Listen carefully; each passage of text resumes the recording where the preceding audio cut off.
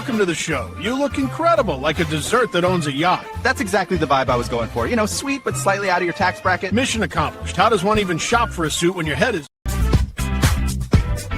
Gold on my neck, gold on my hand, purple with the stripes, that's the walk of a man. Sidewalk shining, city lights humming, every step I take, they know a boss is.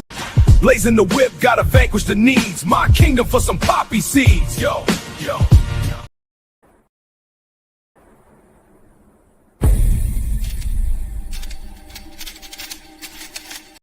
Is that a poppy seed? You realize I'm your PO, right? Straight to booking!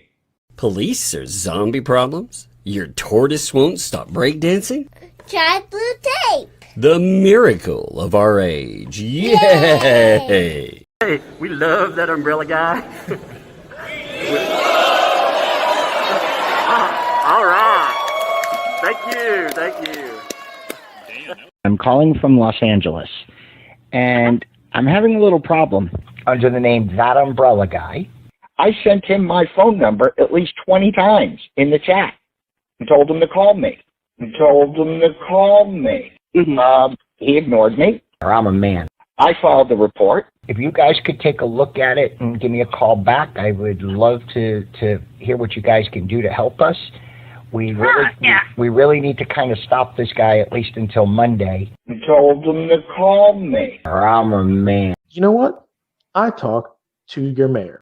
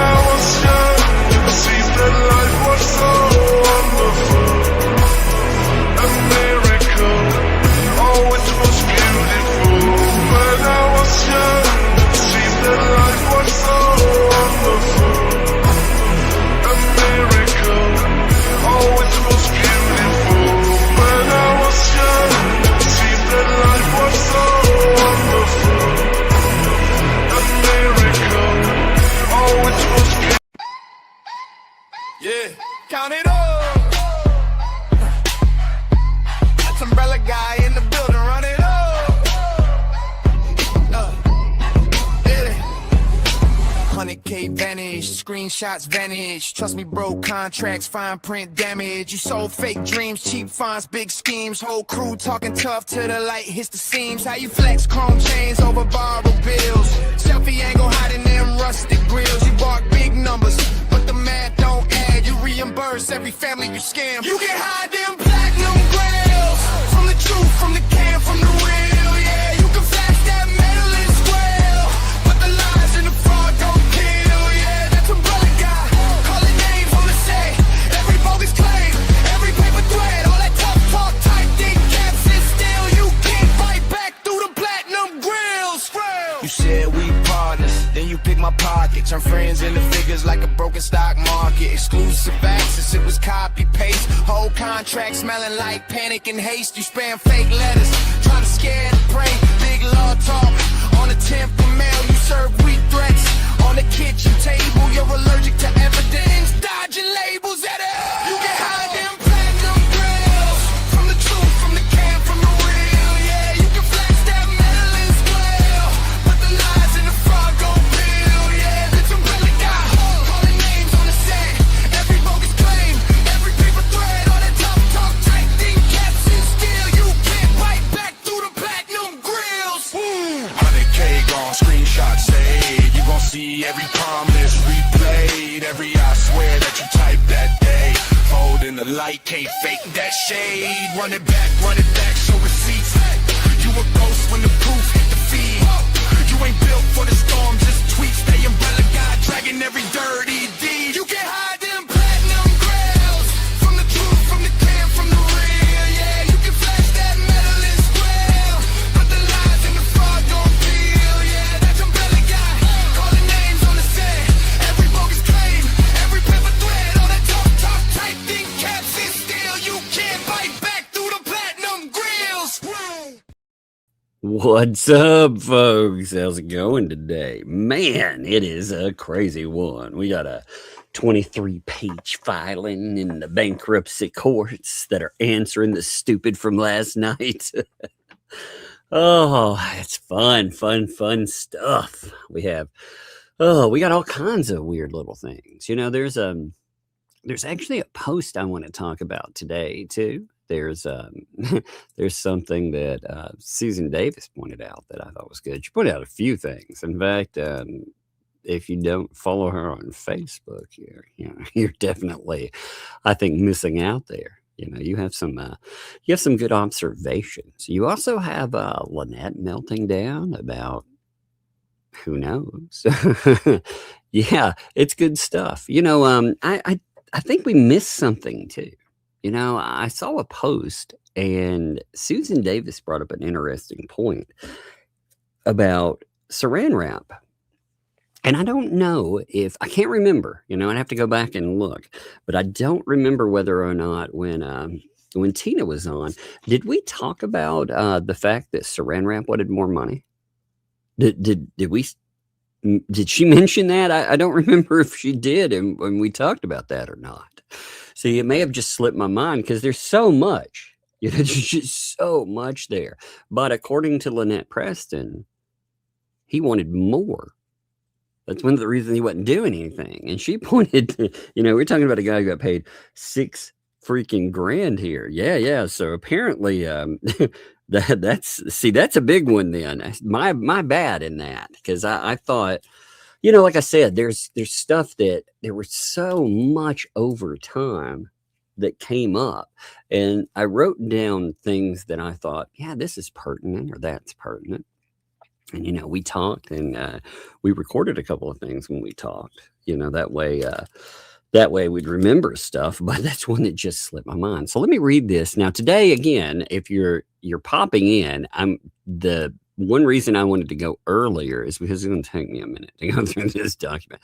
This is a 23-page response by Hales to Lynette Preston, essentially begging the court for, you know, that judge over there, he held me accountable, and it's not fair. So, you know, give us sanctions. So that's the answer to that. I thought this would be fun to read over today. But before we start that one, I just wanted to make sure you understood what was on the day for it, because that's a pretty spicy one. But first, I want to show you a couple of things. All right. Oh, and I want to note things. So Ray yesterday made a pretty flagrant, I'm going to say a threat. It sounded very much like one to me. He was talking about Jeremy Hales, and I'm just going to read you his statement, okay? I'm going to tell you it word for word. He said, and I put up a video of it on Facebook as well, with him saying these words. You know, I can make sure I clipped it and saved it for posterity. But his words, he said, he might have a lot of ammo and those old bang sticks, but it only takes one of each to get the point across. When I was young, this is his wording, when I was young, we didn't have a whole lot of money. We counted our ammo and we made it count. That's all I can say. He's got that big, stupid, you know, nasty grin. That absolutely is a threat. And what's frightening about something like that is that's not just a threat. After everything these people have done over the last few days, that's incitement. Because the things that they're saying about Hales, the things that they attach to them, without any proof, without a shred of proof, what they attach is so it unpersons. It makes terrible people feel like they can do anything and they can be a hero. You accuse someone of ghastliness, you spread it, you make them less than human, and somebody may do something terrible. But yeah, that's from Ray's live stream, where he was chit-chatting with John Cook, by the way, where he was in the where he was in the commentary. That's what he picked up.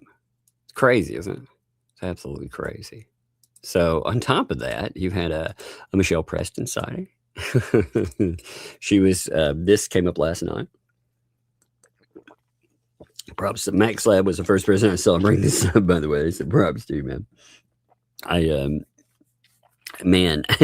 catch one and the other. This one rarely gets anything. So it was shame on you, Facebook, for not looking at my page and believing the fake reports being made by our stalkers fans, if not his self. There is nothing on my page against community standards. Well, what? We can see her posts, by the way. So she's not unable to post. She is posting. So what exactly has been hit or limited? I'm very confused by this one. But, when in doubt, blame Jeremy, right? Jeremy made it. Yeah, she got flagged for what? What did she get flagged for? That's what I'm saying. It didn't cause her any kind of restrictions on her page, though, because she's still posting away over there. So what exactly did she get hit for? I mean, that's what... Why is she shouting? When's she not? When's she not shouting? I mean, really, that site is pretty much been about Hales or asking for money for lawyers. It's not really about turtles. The last thing I ever see there are turtles. Now, another thing I want to throw in here, and again, we'll get to our papers. I want everybody to get here before I have to go through. Again, I see about 300 people have popped up. So check this again. The point for today is going to be this lovely documentation. We will get there. I want to maximize people here so everybody can catch it. But this is a 23-page response to the stupid I read last night, which was really fun, by the way. But there's one more thing I want to go over first. And that is going to be, I want to read you something that Susan Davis posted. And I thought it was really good because I wanted to note something. Now, in the filing that Saran Wrap put together, he noted that Preston had to go in and bring in a lawyer. Now, that's strange, isn't it? As in, is he billing separately? Because like I said, he kind of made it clear he wanted more money. That's what Tina was talking about. And, that's what LP apparently told her. He wasn't doing anything and he wanted more money. So here, let's read this. The statement by Ram Saran's most recent motion in Preston's bankruptcy, alleging that she was damaged because she had to retain counsel to defend against the alleged violation of the automatic stay, is likely not a misrepresentation. It is, however, outrageous in context. Bankruptcy attorneys generally have written retainer orders which outline the scope of their representation and describe specific quote-unquote carve-outs that are not covered by the flat-fee retainer. Carve-outs to representation in Chapter 7 proceedings often include things like defending adversary proceedings or filing motions. So what the statement actually implies is that while Ramsaran was paid far in excess of ordinary fees charged, he deliberately restricted the scope of his representation. This motion apparently is outside the scope of his defined representation, so it is not covered by the $6,000 flat fee he received. That would be insane if you think about it. 3 times the amount of money. Either it is the worst wording I have ever seen in something, or what it's hitting on and saying is he wants more money to file things. Again, 3 times what a bankruptcy normally costs. This statement has huge implications for the ongoing bankruptcy proceedings. It means that when, not if, Hales files an adversary pleading to challenge, which of course he's going to, the dischargeability of Fed 1, Fed 2, and other cases, including the fines in the Ohio case, Ramsaran will not be representing her unless she separately pays him for those services. Since she no longer has the ability to crowdfund, she likely will have to proceed pro se. An adversary proceeding is similar to a full-blown civil case, but it proceeds extremely quickly. As a general rule, it is extremely difficult and mostly unwise for debtors to proceed pro se in adversary proceedings in bankruptcy courts. This case is likely to prove that rule. I'm guessing that a lot of folks are coming to the realization that the filing of bankruptcy might not have been the best choice. Indeed, you notice they don't talk about that, right? See, like I said, if you don't catch posts by Susan, you can see her posting here, Otter Creek Tube Town. You can ask to join it. There's a few really good groups.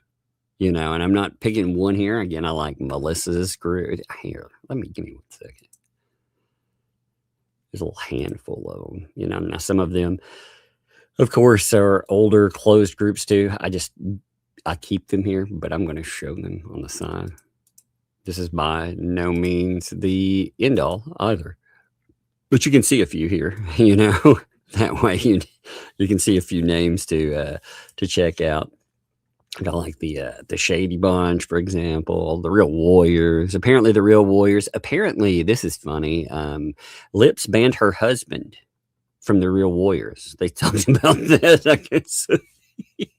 Can you imagine somebody telling you, "Now, honey, you can't go on that group because that group over there, they're a little too spicy for you." Yes, dear. I'm sorry. Oh, that's good. They also, so one other thing before we can get rolling, they have yet again are trying to sell the idea that Shizzy Wisnet, especially, they're talking about doxing. And by the way, she does know that there are certain things that haven't been discussed about her either, because they didn't think it would be tactful. There were things about, well, how do I say this? Bakering, maybe all that. Nobody's ever talked about that. I would say that would probably not be the smart road, especially, but hey, what do I know, right? What do I know?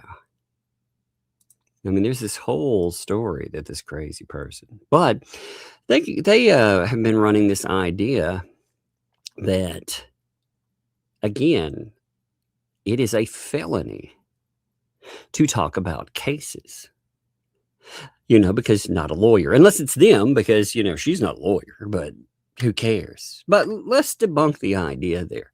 Commentary, first of all, that's not representation of anyone. Commentary is actually a protected First Amendment activity. I have the right to talk about something. When we're talking about unlicensed practice of law, you're giving personal legal advice, or, you're representing someone in court without, going through the proper channels, drafting their legal documents. And also, as part of that, you're holding yourself out to be an attorney. Now, I would say there's been a certain person that's kind of blurred that line, calling themselves Esquire and more. I would think that maybe they would be a person that would have problems there, because, as far as commentary, if you think about this, if commentary were unlicensed practice of law, we would have legal journalism would suddenly become illegal. Law school hypotheticals. Why you're prepping when you do those hypothetical classes, when you do hypothetical case work, that would be illegal. Court TV would be illegal. Law reviews written by non-lawyers would be illegal. Half of YouTube, Twitter, podcasts, they would be illegal. but they aren't. Why? Because commentary does not equal representation. Again, lay people, they have every right to engage in journalism, commentary, opinions, education, criticism of public proceedings that is squarely rooted in the First Amendment. I mean, after all, courts, they're public, and filings, they're also public. Hearings are public. Talking about public legal proceedings, that's not a licensed activity. I mean, if you think that, one of the correct responses, so are newspapers, magazines, are they committing unlicensed practice of law every time they cover a trial? Now, there's a massive distinction between talking about something and saying, hey, you know, as an attorney, you should say file, or, you know, as an attorney, oh, here's how you proceed, or, you know, I'm acting on your behalf. That's a big difference, you know, than saying, in my opinion, this is weak argument. Man, I think they should go this way. Here's what a statute says. Here's why the judge ruled this way. Explaining the law is not practicing the law. Otherwise, every undergraduate, every textbook that they have would require a bar license. I mean, you think about that. Even lawyers, they do outside representation when you think about that. Attorneys, they routinely comment on cases they're not involved in. They write blogs and op-eds. They appear on TV and analyzing. And when they do that, they're not practicing law because there's no attorney-client relationship. It's so ridiculous. What these people typically want when they say something like that, what they're telling you is they want to elevate themselves as the one and only authority. I know no one else does. Why would someone do that? Well, maybe they don't like scrutiny. Maybe they don't like public criticism, or they want to intimidate those that participate in commentary, you know, because what we're talking about here is not a legal position. That's them making a threat. Unlicensed practice of law statutes are enforced by state bars and courts, not random people online going, oh, that's illegal. I mean, for real, you can look at it this way. Discussing a legal case isn't practicing law any more than discussing medicine is practicing medicine. If I'm like, hey, you know, maybe you should go get you some cough medicine, I'm not practicing medicine. And we all know that. Or you can say unlicensed practice of law. It's about representing clients. It's not about talking about public court records. I mean, by this logic, again, every legal journalist in America is committing a crime.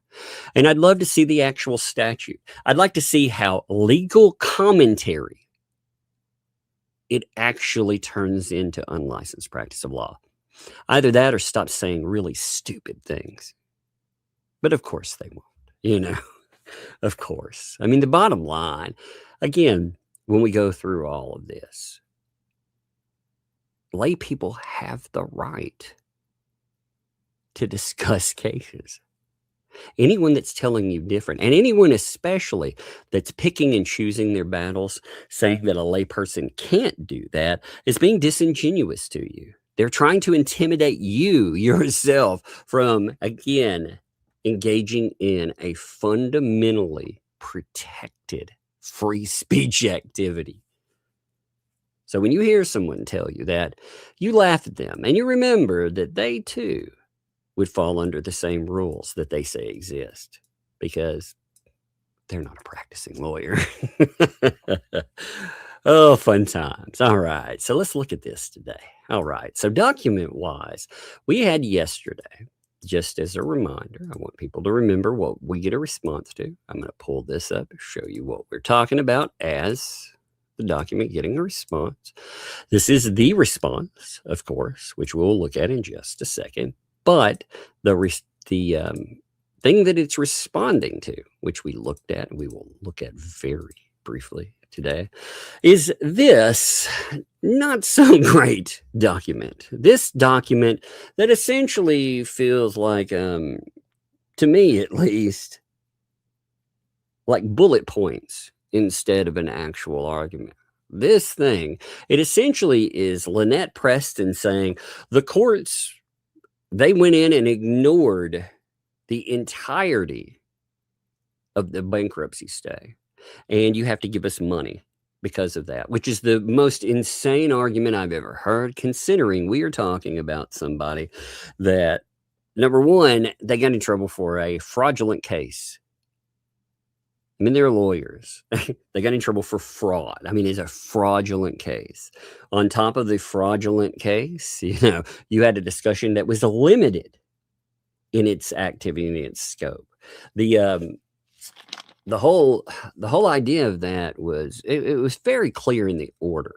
If you go back and look at the order itself, they give me 1 second. Actually have that line right in front of me. Just have to lock it in.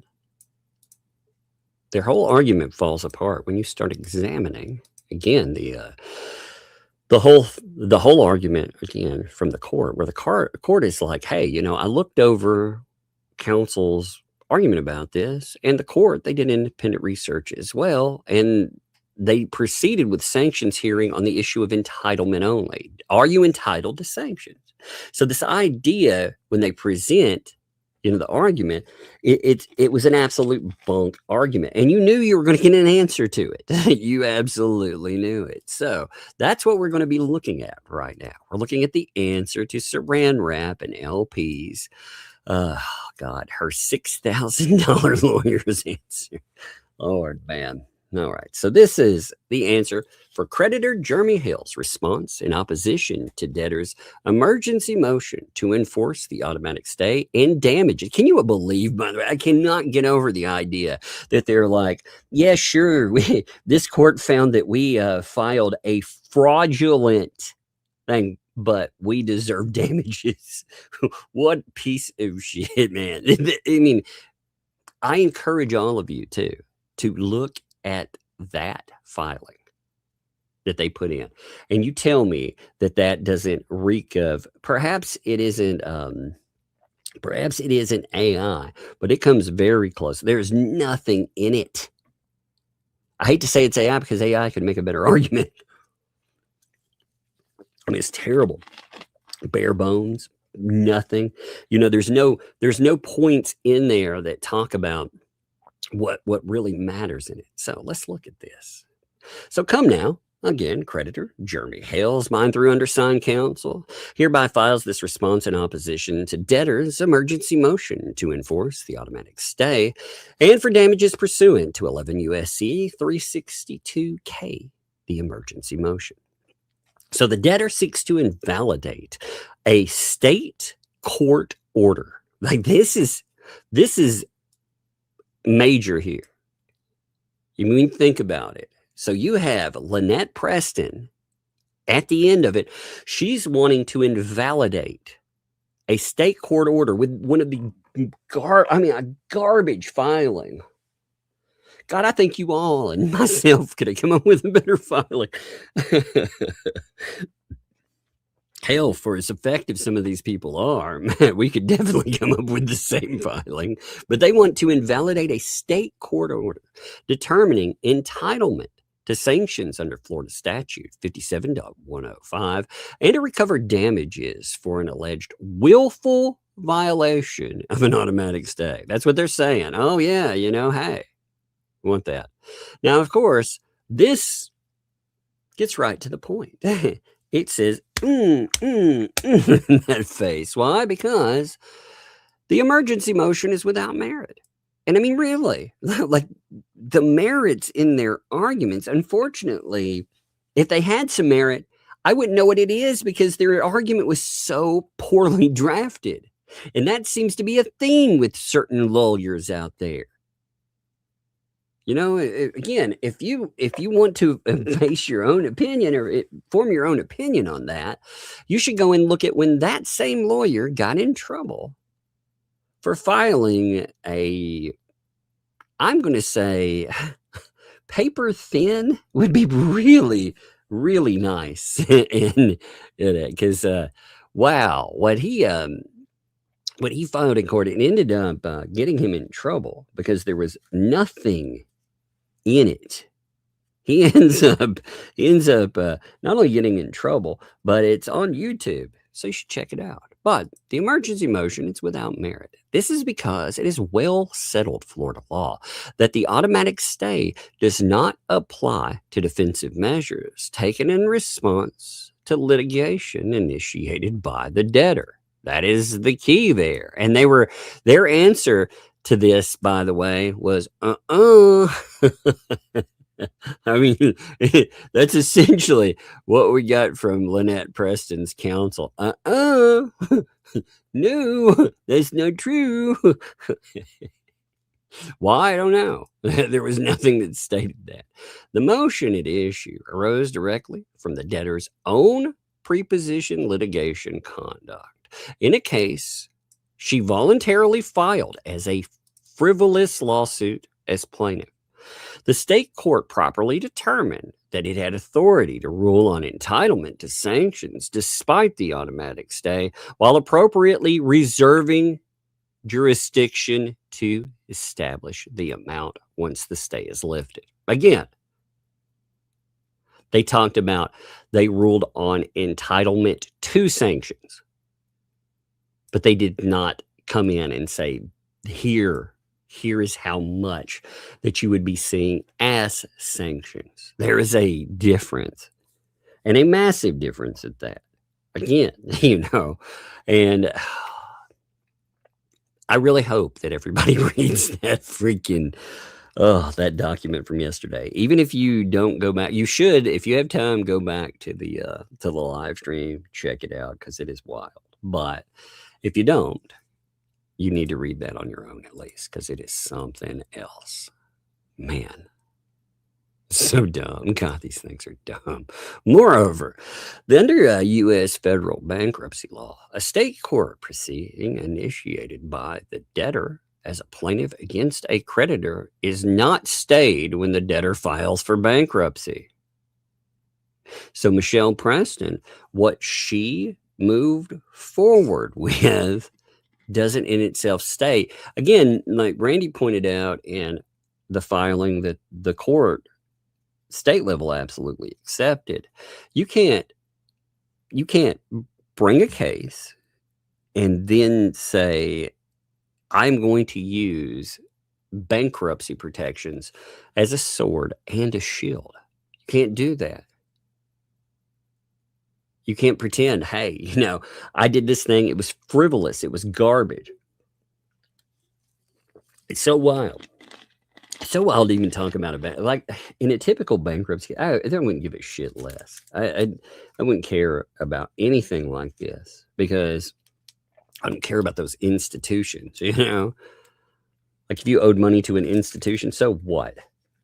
But that's not what they wanted to do. Again, remember them bragging about how they were going to weaponize this thing. They did live streams brag until, as I said yesterday, their donors, they got really upset about that because they didn't pay for that. Apparently, they didn't pay enough if what we're reading too. I would think their donors should be pissed off about that too. But of course, all these people have abandoned Lynette Preston. Let's be real. It's really be fun to watch, by the way. I got thinking about this. A brief aside from this. It's really going to be fun. Lips is trying to get monetization, right? So Lips is going to be wanting super chats. Now, 2L is already having problems bringing in the amount of money that she saw from before. It's much lower than that. What happens when Lips, they've said that's their plan. They're going to try to make money off things. Now, live stream alone, the amount of money that they are going to, a few $100? That's not going to do them any favors. That's not what they're going to want. Shorts pay nothing.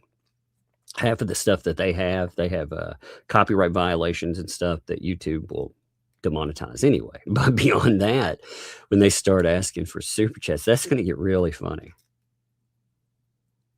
Because that's going to hit right in the pocket. They haven't thought about that yet. It's going to be really fun to watch.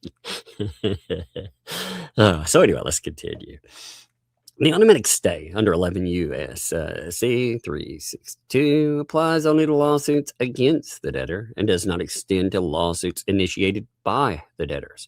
Courts have consistently held that automatic stay does not prohibit a defendant in an action brought by a debtor from defending itself, especially against a frivolous lawsuit, such as filed by the debtor here. Again, that's one thing that really matters in the decision. And you know what's funny? So the ecosystem keeps saying that it wasn't a frivolous filing. But if you go in and you look at the filing that we went over yesterday, they absolutely utilize the word frivolous to describe it. I mean, the court already did. The court described it 2 times as a frivolous filing, but even they know that it's a frivolous filing. I mean, here, if you look at the language, and this is an important distinction too, one that they keep saying again is not real. But here is the court itself, when they spoke about sanctions, they talked about filing a frivolous and baseless action, and that Preston and Scott Stark in equal shares should have known better than to continue the frivolous lawsuit. So it's mentioned multiple times in that document, just to note, even though, again, ecosystem keeps telling people that that's not the case. But from defending itself, including filing motions such as those for sanctions for incurring the fees to defend against a frivolous lawsuit. Yes, so you, again, they can't come in and try to shut you down, especially when you're talking about not just a frivolous lawsuit, but you're like, yo, these people willfully, maliciously, they did something to me. They filed something baseless. They filed a garbage lawsuit. I hope, by the way, all these other ecosystem weirdos pay attention to this idea, because they talk about garbage lawsuits, you know. All right, you know. They maybe should look at the track record of the people that give them legal advice. You know, and part of that's AI. But, oh, what do we know, right? But this is because these are considered defensive actions rather than offensive actions against the debtor. Now, you again have case law on that, noting that by the terms of 11 U.S.C. 362A, the automatic stay only applies to proceedings against the debtor. The court determines whether a proceedings is against the debtor by examining the posture of the case at its initial proceeding. If the debtor brings the initial claim, 362 has no effect. So again, you look at this, I mean, the argument that they try to make, it's a desperate one. They put in a filing. They want more money for their frivolous lawsuit action, when in reality, again, they brought it. They've already had a court side against Lynette. Lynette listens to idiots. That's one thing in talking to her. You really got the feel for her. She believed a lot of the things that these people had told her. And she's too stupid to fucking act on her own and to go out and really defend her own position against those. Again, I'm not taking up for her when I say that. I'm saying at a certain point, you have to decide, how do I staunch the issue? How do I stop the bleeding, as it were?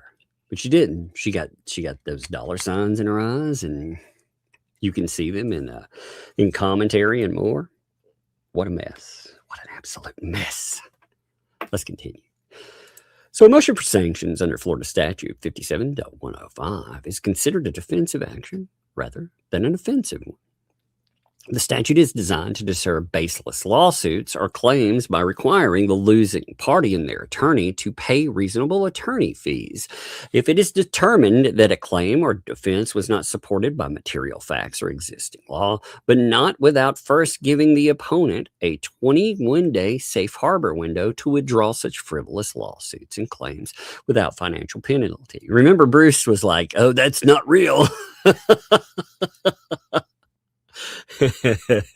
I can do whatever I want, man. Oh my God. That's one of my favorite things I've ever seen. That's not true. Really? Because I think the court said it was. Oh my God. 21 days? What are you talking about? We can withdraw anytime. Remember, I mean, again, just making the point on who they take advice from. Remember, what I'm making fun of here is this statement, way back. But he said, there's no basis to seek damages for having to spend money to defend a frivolous lawsuit unless you've prevailed on the underlying allegedly frivolous lawsuit on its merits. It was voluntarily dismissed without prejudice, so it can be refiled. Yeah, no, you did. They did prevail. You dropped it. You had 21 days to get your shit in order. Oh my God. After a point, like I said, after something, you would think that you would learn. The entire ecosystem would learn from this and learn that these people, I mean, they're terrible. Right now, like I said, I was laughing at earlier the idea that we're all felons because we provide commentary on legal items. It's such an absurd idea, but they're telling you in law, they're going to report us all, and I 100% back them in doing that. I would love to have them file something like that so I can laugh about it on my channel. God, I would love that. Why don't they report me to the bar, please? Report me for covering cases. Report me in Tennessee too, where we actually have laws that protect your ability to cover cases. That is the most absurd thing I've ever heard. But these are the people giving them legal advice. That's the quality of people.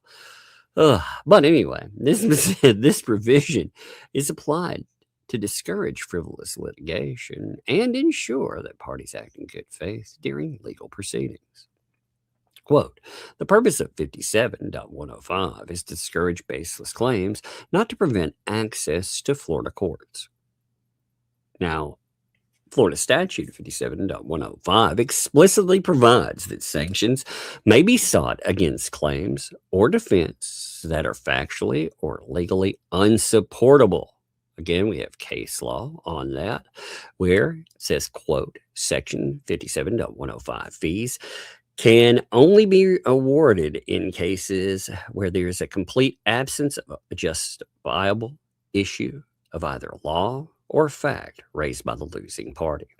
Now, here's the thing I was mentioning last night too. You notice when you cite something, you also have this little portion like that tells you, it kind of gives you a synopsis of the point, right? That is some basic law. Yeah. Well, you noticed this is something I complained about a lot last night. In the filing that Michelle's counsel put in, if you look at it, the only thing that they ever refer to is there's a couple of pieces of section 362K1 that they note, but they don't drill down into cases or anything like this case right here. So I was doing more reading on this and talking to people about it, and the idea, what they present here is it leaves out so much of what's covered in this. It's not just this. There's more than that too. But when you go through, again, when they talk about, here's the perfect example. Okay. They tell you that the post-petition sanction order is void, blah, blah, right? Well, look, here, you notice they put in cases, but they don't add in what they make the court the finder of fact on that. The court has to look into that and they have to decide, how does this fit in? They don't provide you anything that says. It's lazy and it's sloppy. It's third rate. I would be pissed. I would fire somebody for that. I would so fire somebody for that. Additionally, the procedural requirements of Florida Statute 57.105, such as the 21-day safe harbor provision, reinforce its defensive application. That's right. This provision allows the opposing party an opportunity to withdraw a frivolous lawsuit before the motion is ever filed with the court, aiming to resolve disputes without unnecessary litigation. 100%. And this is noted again in the judge's filing. He brings up the idea of the safe harbor period. If you look at this, so whether they're talking about it with the judge's order himself, like I said, he talks about this provision. He knows that in the finding of fact, he talks about when the complaint injunction for damages under Florida Statute 540.08, that was their lawsuit when it was filed. Then their defendants, they served a 21-day safe harbor letter.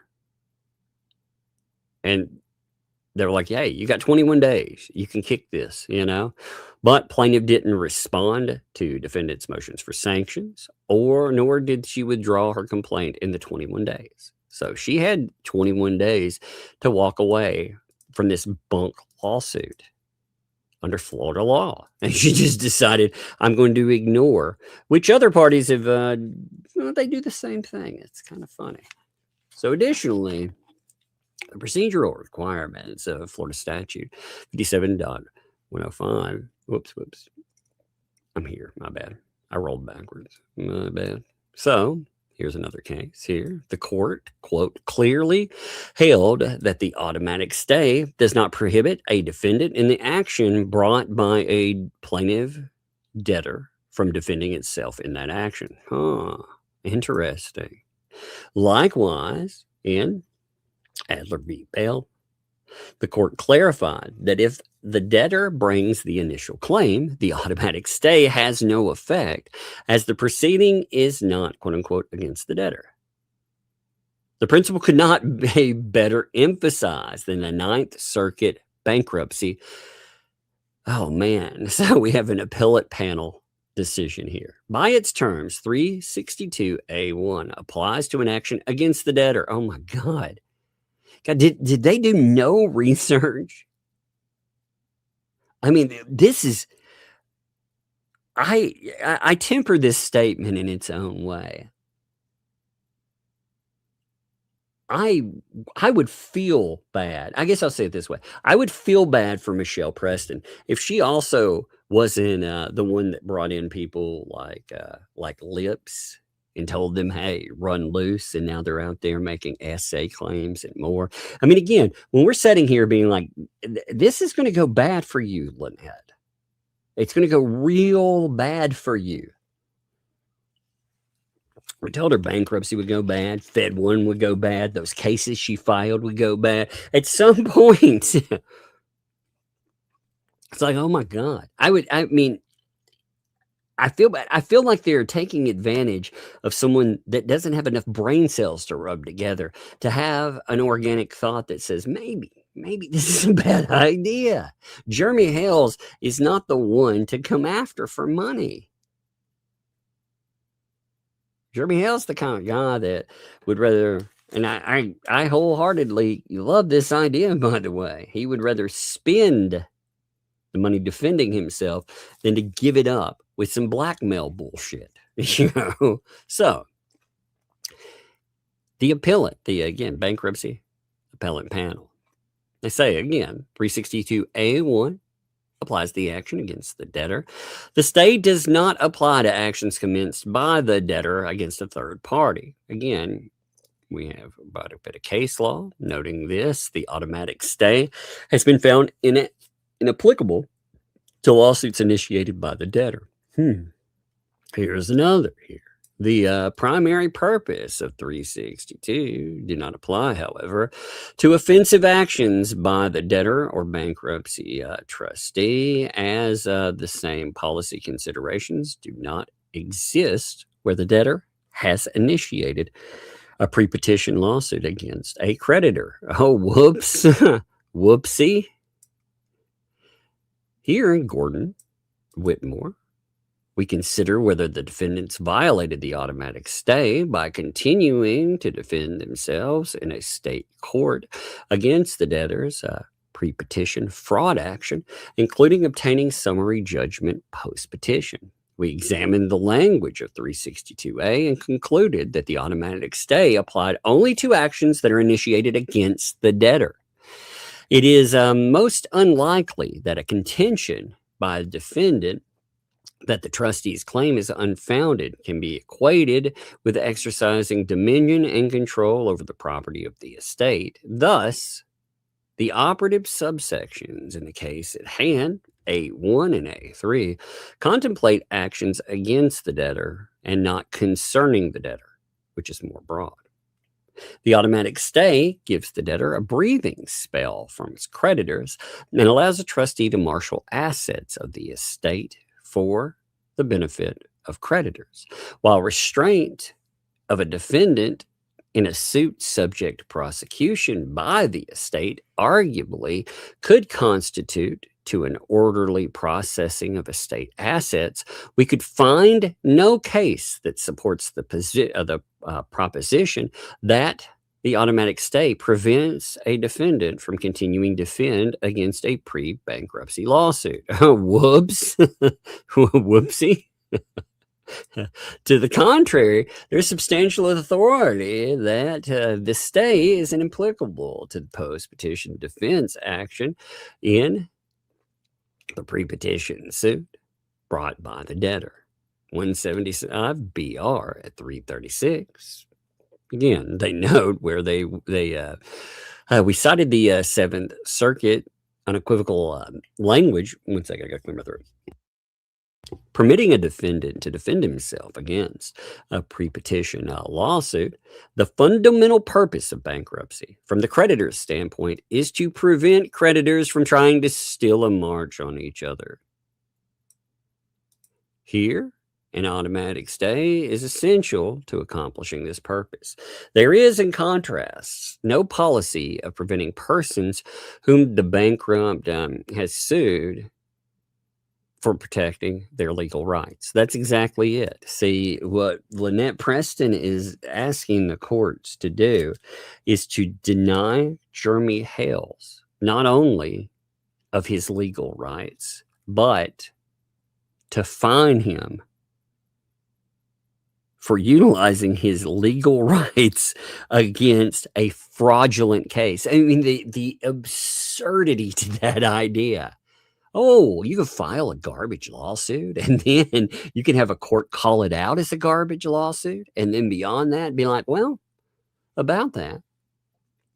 So here, quoting here, we conclude that the automatic stay should not tie the hands of a defendant while the plaintiff debtor is given free rein to litigate. That's right, because essentially what this would do for somebody like Lynette Preston is it would give her free rein to do whatever the hell she wanted to do. And that's not what that's, again, this is not a sword and a shield for her.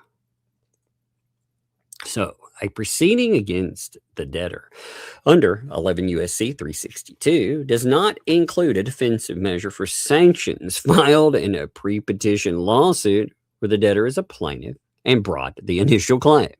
All of this means the following. A proceeding against the debtor under 11 U.S.C. 362 does not include a defensive measure for sanctions filed in a pre-petition lawsuit where the debtor, that would be Lynette Preston, is the plaintiff and brought that initial claim. And again, she did. As the judge pointed out, as you saw when I put it up here, you remember she brought those state lawsuits. The thumbnail lawsuit is hers. So the automatic stay under 362A1 applies to actions or proceedings, quote unquote, against the debtor and does not generally extend to lawsuits initiated by the debtor. Now, you have case here.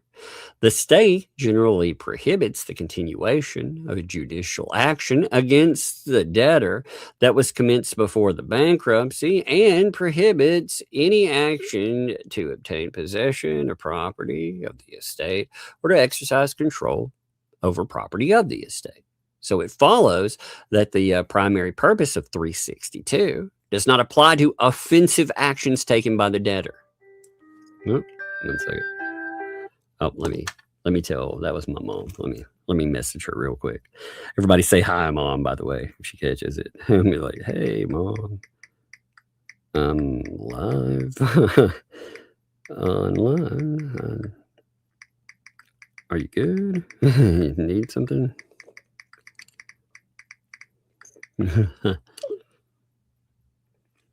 I check in on my mom, make sure she's okay. If the phone rings, she's probably just calling to chit chat, but I'm just I'm making sure she's all right real quick. Give me 1 second. We'll continue. I'm sure everything's okay.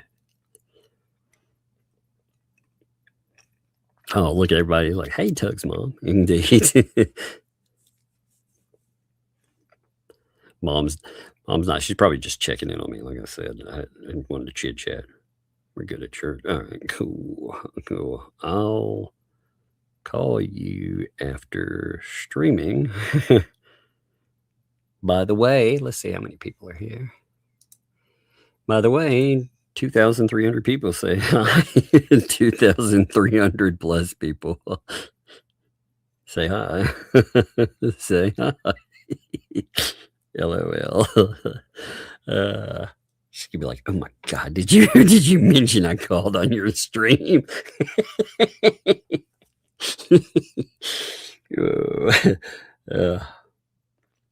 My mom's funny though. Oh, she is. She's funny. She's a nice person. She's like a really nice person.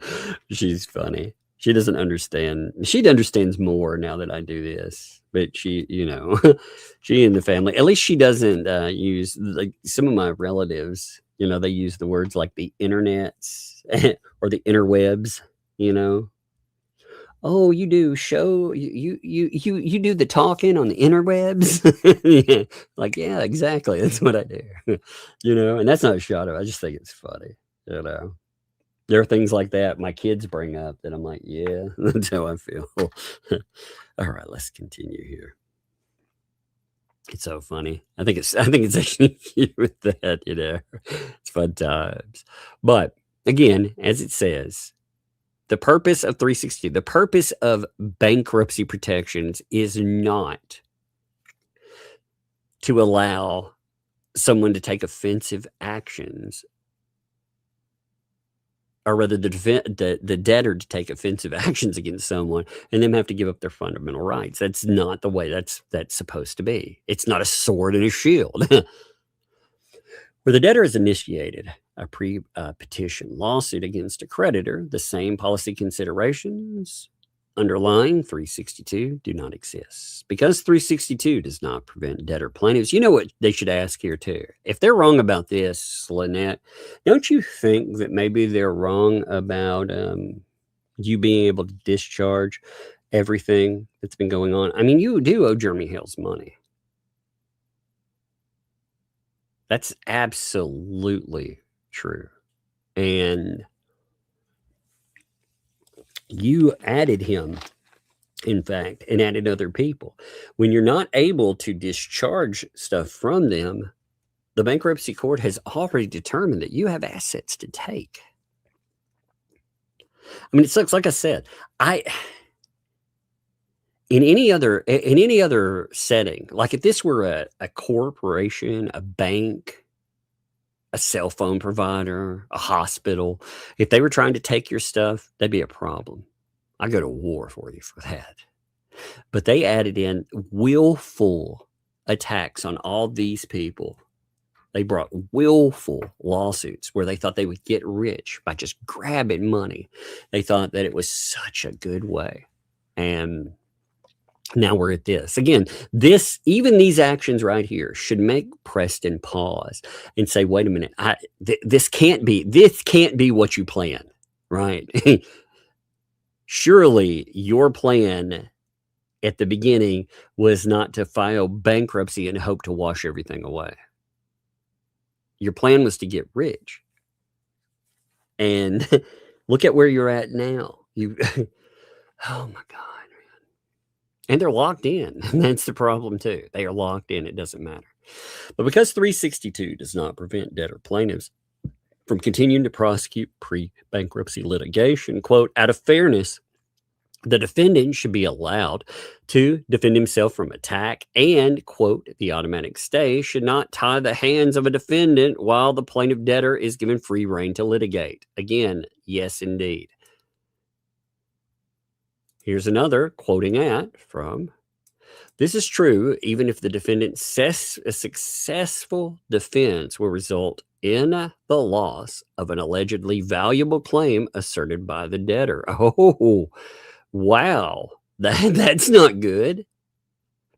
Therefore, a creditor may file a motion for sanctions in a state court proceeding, even after the debtor files for bankruptcy, as this action would not violate the automatic stay. For these reasons set forth and below, because we're going to have background and all that wonderful stuff too, the debtor's emergency action should be denied in its entirety. Let me check something real fast. Let me just make sure in the, I don't believe there's an address or anything.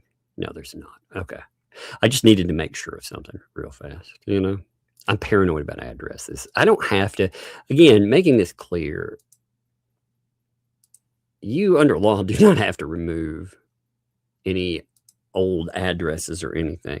And you can fight them sometimes very successfully. With the MCN, I should be able to fight them very successfully. My mom texted back and she was like, I told her, cool, I'll call you after streaming. By the way, 2,300 people say hi. My mom texted a smiley face back and she was like, hi, people. I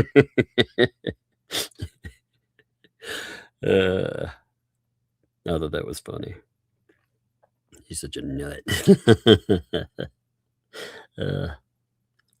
me a second here.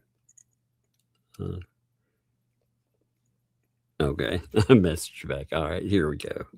Again, by the way, since it is Sunday and we are always early on Sundays, tell people we are live if you would. If you would hit that like button, comment some to tell the algorithm that we are indeed here and we are indeed present. And if you'd like to go further, you'd like to support the channel, you'd like to hit it with the breadsticks, then that would be appreciated as well. And thank you. And thank you as your continued host here. I've enjoyed, like I said, being able to do this stuff. There is a lot of it to wade through all the time. What a crazy ride, man. So in July 3rd, 2025, LMNOP, that would be the debtor, by the way, filed a voluntary petition for relief under Chapter 7 of the Bankruptcy Code, thereby invoking an automatic stay provision under 11 U.S.C. 362A. On August 18th, this court entered an order dismissing the case for failure to comply with a notice of deadline to cure deficiencies. You remember that. So she filed originally here. They screwed up and got it dismissed here. And then on the 21st, this court entered an order granting the debtor's motion to reinstate the case, which vacated the dismissal order and reinstated the automatic stay. Now, prior to the bankruptcy filing, the debtor was the plaintiff in a state court civil action styled, that would be LMNOP versus, all the people again. And this is the thumbnail case, right? They tell you where it is. We don't need to go through that. And as a result, the debtor filing complaint for injunction and damages under that against Hales and others. Now, again, remember, the dates on these are nuts. On August 27th, 2024, Hales and the other defendants, recognizing that the debtor's lawsuit under Florida Statute 540-08 had no basis in law or fact and as such constituted a frivolous lawsuit. Accordingly, Hales and the other defendants served a 21-day safe harbor letter and an unfiled motion for sanctions pursuant to Section 57.105 Florida Statute upon Preston's counsel. The motion asserted that Preston's complaint had no basis in law or in fact or law to proceed under Florida Statute 540-08. Now, despite being given this golden opportunity to withdraw her frivolous lawsuit, again, frivolous there.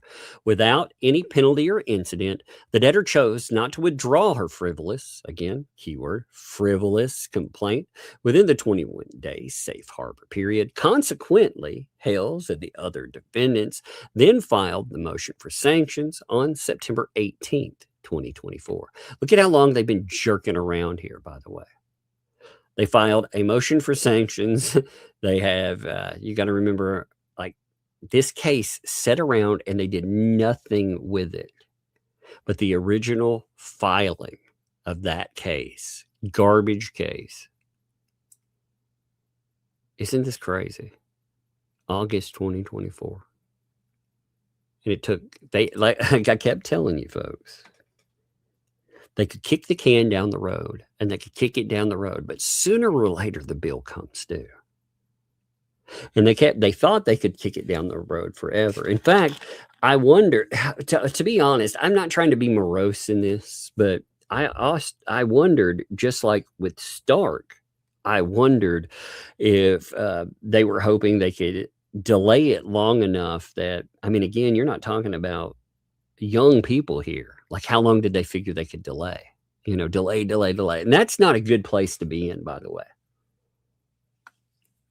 If you're in a lawsuit and the only thing that you have on your side is delaying the inevitable, you are in a bad position. That's not good. And yes, you can delay for a while.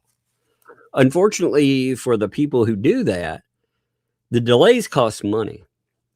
You know, every time you delay, every time you force the other party, the opposition, into having to file something or into wasting money, that's just something that comes out of you.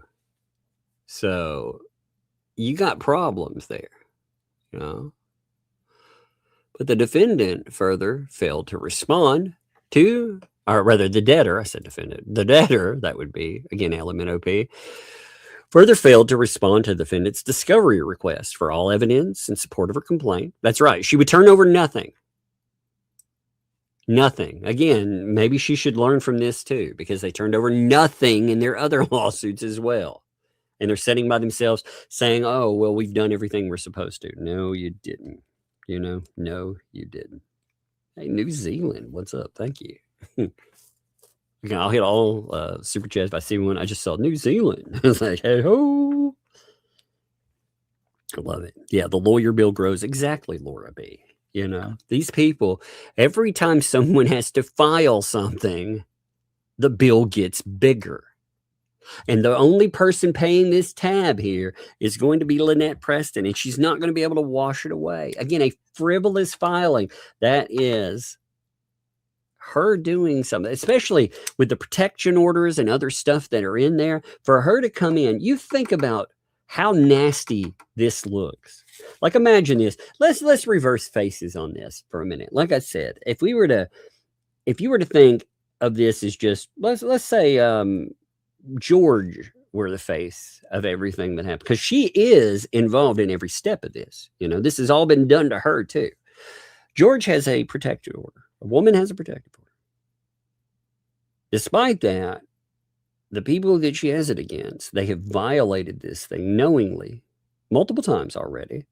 They are in trouble potentially for violating it again. They have filed multiple lawsuits to harass the person that has the protective order against them, frivolous ones that they never planned on following up with whatsoever. But their answer, once they're called on that, is to say, actually, I deserve protections. This should all be written away. Like, does that sound right to you?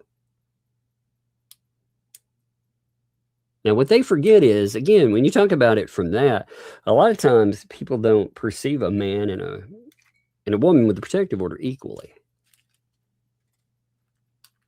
But it's the same thing. And again, she's part of that too. She has all these protections as well. So these people, they done screwed up. I mean, it's bad there. But so they wouldn't complete discovery. as well as subsequent motion to compel discovery. Finally, after incurring significant amount of attorney fees on the eve of the hearing scheduled on the defendant's motion for summary judgment, the debtor voluntarily dismissed their complaint. Yeah, before, right before they asked for summary judgment, and she was supposed to come in and she was supposed to actually discuss the merits of her case. Pop. She was out. So on December 8th, 2025, after the reinstatement of the debtor's bankruptcy case and the automatic stay, Hales filed a memorandum of law regarding motion for sanctions against a debtor plaintiff during automatic bankruptcy stay in the state court. The memorandum argued that the automatic stay did not apply to Florida statute 57.105 motion because the debtor initiated the underlying state court action as plaintiff. Now, again, when you look at that too, we're not talking about some, low rent argument. It was actually a pretty well put together argument, I thought. It comes in, especially, I would really encourage you to look at all these documents on your own. In fact, the best way to do that, there are places like, again, MaxLab posts them if you want to read them that way. You also, if you're on the go, you can go through them. Or one of the things I like doing when I go through a document, like when I go through these beforehand, is I will put them in Speechify. I will have Snoop Dogg read them to me. Nothing like Snoop Dogg reading your legal files to make you laugh. And I speed him up too. So he's like, yeah, this is Snoop D-O-double-G coming at you. So not only do I get that, but then I speed him up and he speaks faster.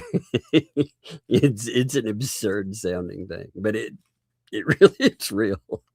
You should try it out sometime. You can get, as far as, again, not being political in this in any way too, but I tell you, a voice that is really good, whether you like or dislike the dude. Obama is a reader on Speechify. And my God, like as a reader, his voice is really good as a reader. So if you got things, even if you like or dislike a man, I was like, man, I like him as a reader. I like him as a horror reader for some reason. But anyway, let's continue. So you notice, by the way, it's really funny.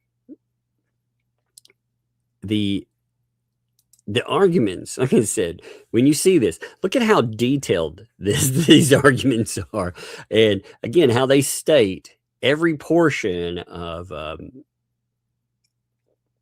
argument. They clarify. They don't make the court become the finder of fact. If I told you, the point in that is this. If I said, again, this isn't exactly the same, but if I were like, yeah, Lynette Preston is totally wrong. In fact, you see those 5 books over there? The answer is in those 5 books. Do you think if you were a judge in something, would you be happy that I was like, go find the answer? Now, if I told you, hey, on page, in those 5 books, book 3, page 905, this section, and I quoted it, if I told you that's there. Now, again, you have people that work with you and yourself, you have a lot of stuff on your docket. So you do have a staff, but the staff it's not their responsibility to go out and track down every detail. You're supposed to make it easier. And then if they look at it and they think, man, this is garbage, this is a terrible argument, then that's that. You got to, but at least you try to argue something. They didn't even try. Lynette's, it's infuriating. I really feel bad for the people who gave $6,000. I do. I know at a certain point, I'm like, why? But I do. By the way, I saw some people mention, this is funny. They were talking about the cost of a giant hand You know, like remember the bench that never was? Some people were posting what they thought it cost because they were looking them up. And I thought that was rather interesting. Maybe, you know, as a fun little dilly, maybe people should look into that and then further laugh at the ecosystem too. But anyway, I'm going to get off topic. Let me get back in here. So on December 17th, 2025, the state court held a hearing about Florida statute 57.105. The debtor was properly noticed, but did not appear. She was just like, psh. It's her lawsuit, by the way. And she doesn't have enough respect for the court or for the people that she brought this against to even show up. She sits online blaming Hales. That's what their whole filing was, too. I deserve money because Hales, he defended himself in a lawsuit. What a garbage argument. He defended himself against my garbage filing. Like, imagine that. But the day before the hearing, the debtor informed Hale's counsel by email that she did not intend to appear. The state court proceeded with the hearing, taking judicial notice of case law provided by Hale's, performing its own research. That's a big part, too. They noted they performed their own research and hearing testimony from Hale's attorney. Now, on December the 19th, the state court entered its order granting defendant's motion for sanctions pursuant to section 57.105 SF. The order expressly acknowledged the existence of the automatic stay resulting from the debtor's bankruptcy filing. So it notes that despite the acknowledgement, give me a second. It started to blink on me. 1 second. There we go. You have no, like sometimes you'll hear, I'll be like, whoops, and maybe you don't see it, but it started to, on StreamYards, it started to fizzle. So I had to fix it real quick. Man, so many technical stupid things. I like this new computer for that. All right. So despite this acknowledgement, the state court determined that Hales and the other defendants have clear entitlement to attorney fees. Florida statute 57.105, 1A and 1B, finding that such fees should be assessed against the debtor and her former attorney in equal shares.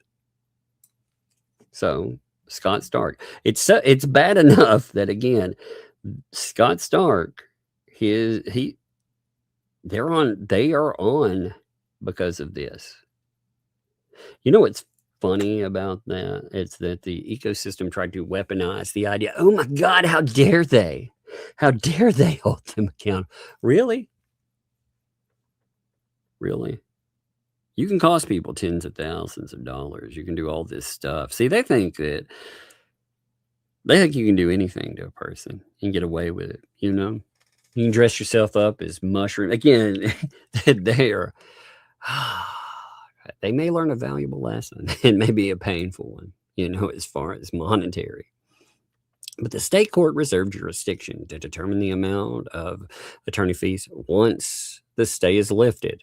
That's an important distinction. The debtor has now filed an emergency motion to enforce the automatic stay and damages pursuant to 11 U.S.C. 362, seeking to invalidate the state court's order and to recover damages from alleged willful violation of the automatic stay. So, summary of the argument.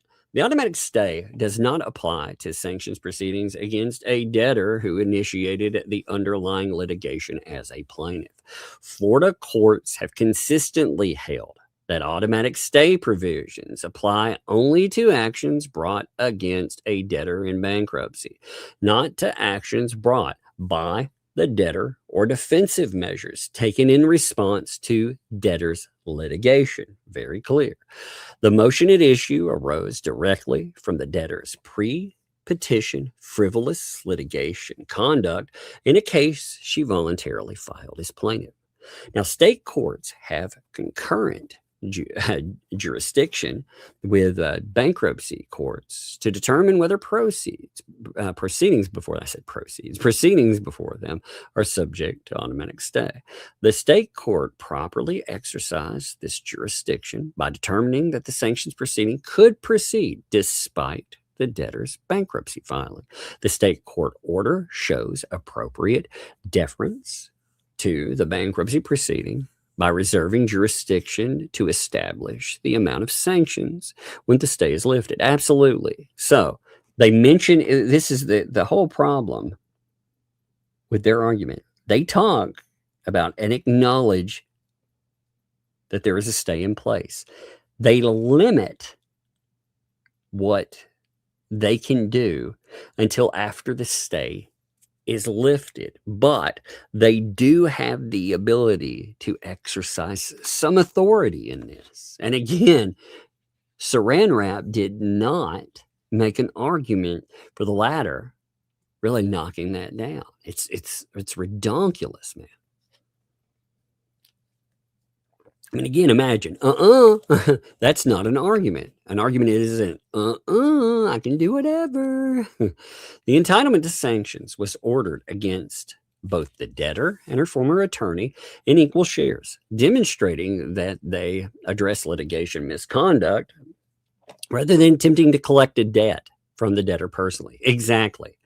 This here, the action there, saying that the debtor and her former attorney are both on the hook, that demonstrates that this is about litigation misconduct. It's not about a debt. It's about the garbage that they tried to pull. Now, again, I hope Lynette realizes that this answer right here, this is yet another thing that she's going to have to pay for. This is attention. I mean, they do so many willful things. And they have thrown a Hail Mary, hoping to God that they can discharge everything. It's crazy. By the way, 2,500 of you, appreciate that for a Sunday. That's amazing. You know, as I've noted, the last 2 days have been very interesting. If you have missed out, very, very briefly, saying you had Lynette Preston essentially have a Saran Wrap, right, and tell the court, hey, or tell the bankruptcy court, rather, I should say, that the state court here, they don't have the right to decide on what they did on my frivolous action. Therefore, I demand sanctions. I demand that Jeremy Hales pays me money for the frivolous lawsuit that I brought, which is so dumb. You know what I found out yesterday too? I saw somebody sent me a bunch of screenshots from whiners in the ecosystem, and apparently laughter bothers them. You know, if I sit here and laugh, it bothers them. So that's good. I enjoy that. I'll make sure I laugh more. Oh man, a new leg warmer pick. That's right. You know, just to note, my legs have been extremely cold right now. And I know that there are people out there that have leg warmers for Megan Fox. So if you'd like to send them to me, I'm just playing. It is cold here now. It's gone from, it was 70 degrees. It went down. It's supposed to get to 20 tonight. So we went from one to the other. That's hilarious. Right after I mentioned leg warmers, a leg warmer lady, you comment. That's amazing. I've willed this into being. I love it. You have 3 blankets on. I actually have a heating blanket that I'm setting. I put it on my legs, you know, that way, because I sat here for hours. So my, you know, my feet get cold sometimes. So I'll wrap it around but I also put a short heating blanket on the back of my chair.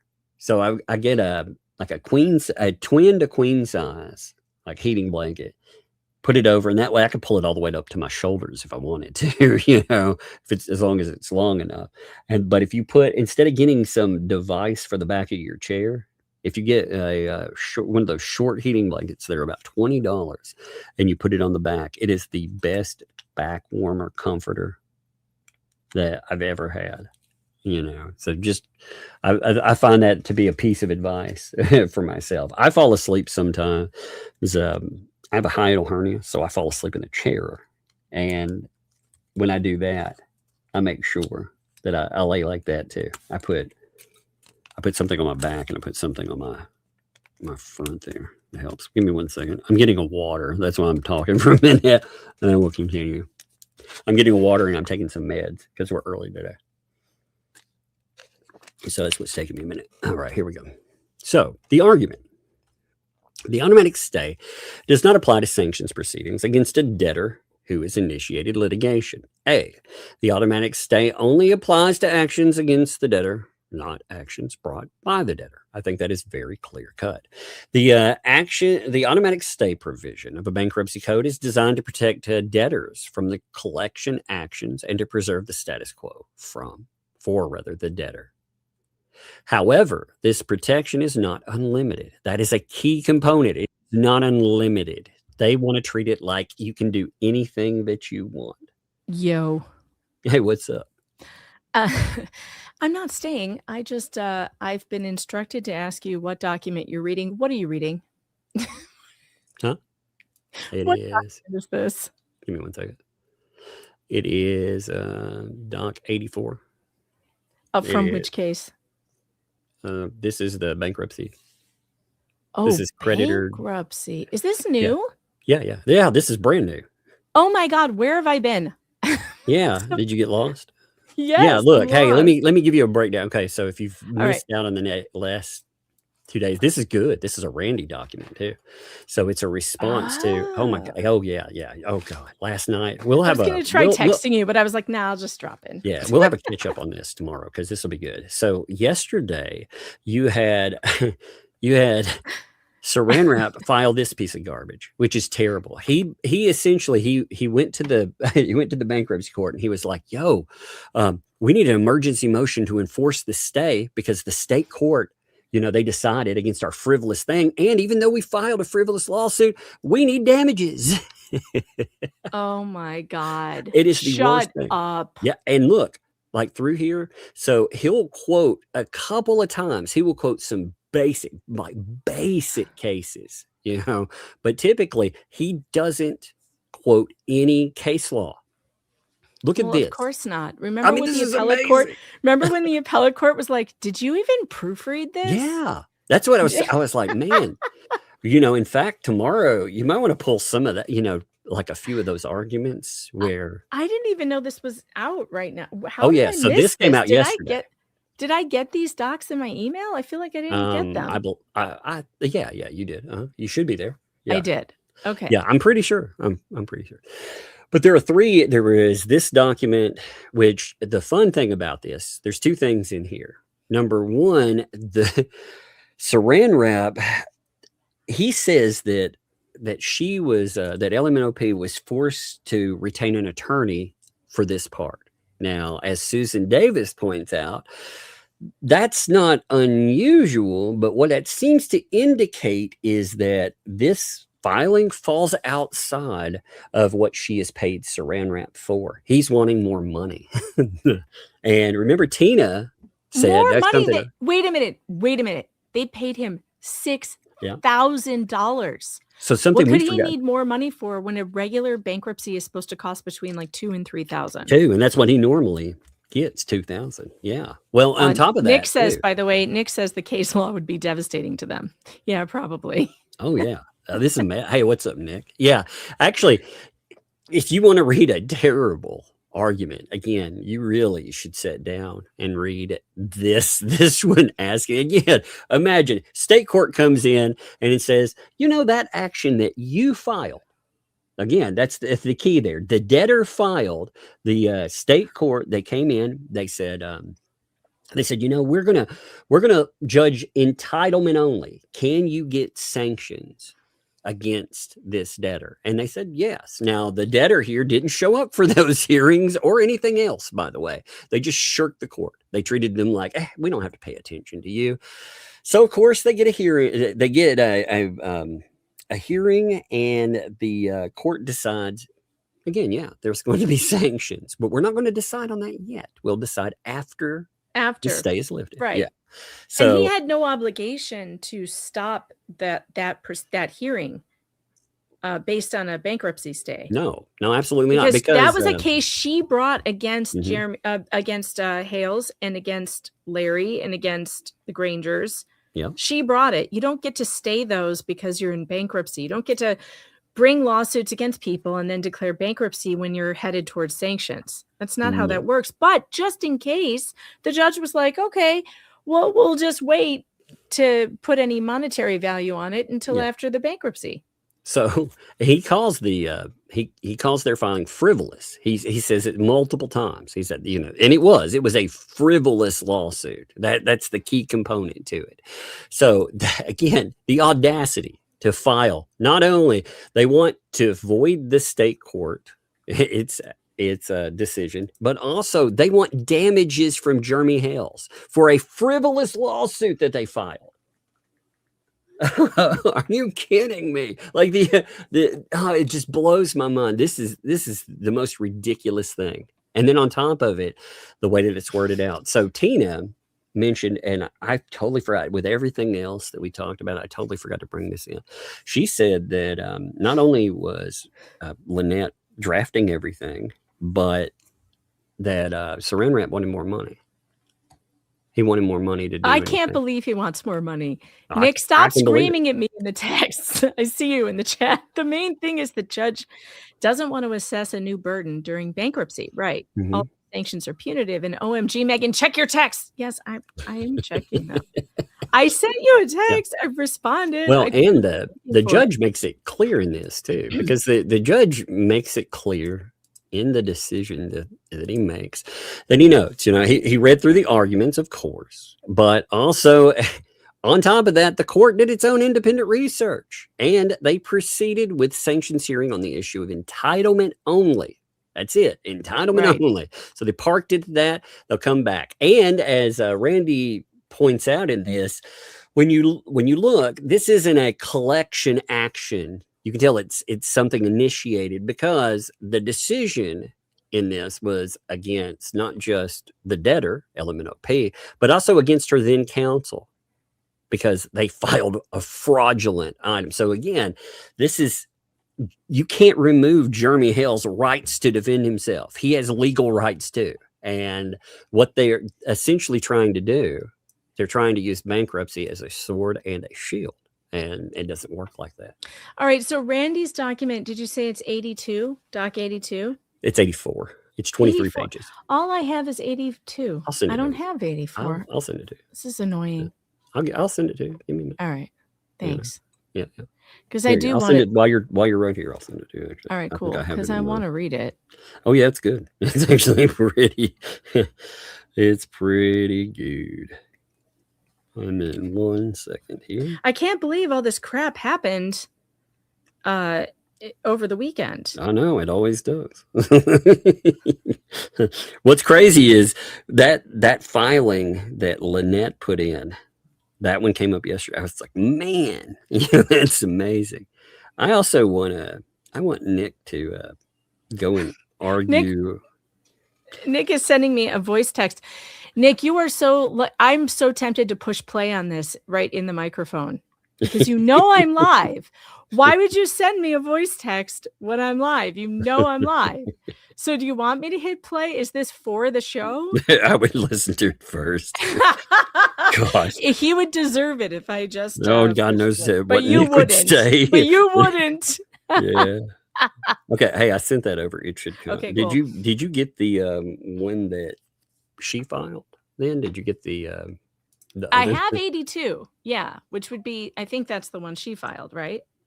Yeah. Mm-hmm. Okay. Now you need to read it. I mean, it is so. There it is. All right. But you know what's now beautiful about it? I want to show you one other thing with 82 that I noticed yesterday because I really like this. All right. So it's got a manual notice list on the bottom, right? You've got to send it to all creditors. That would make sense. Yeah.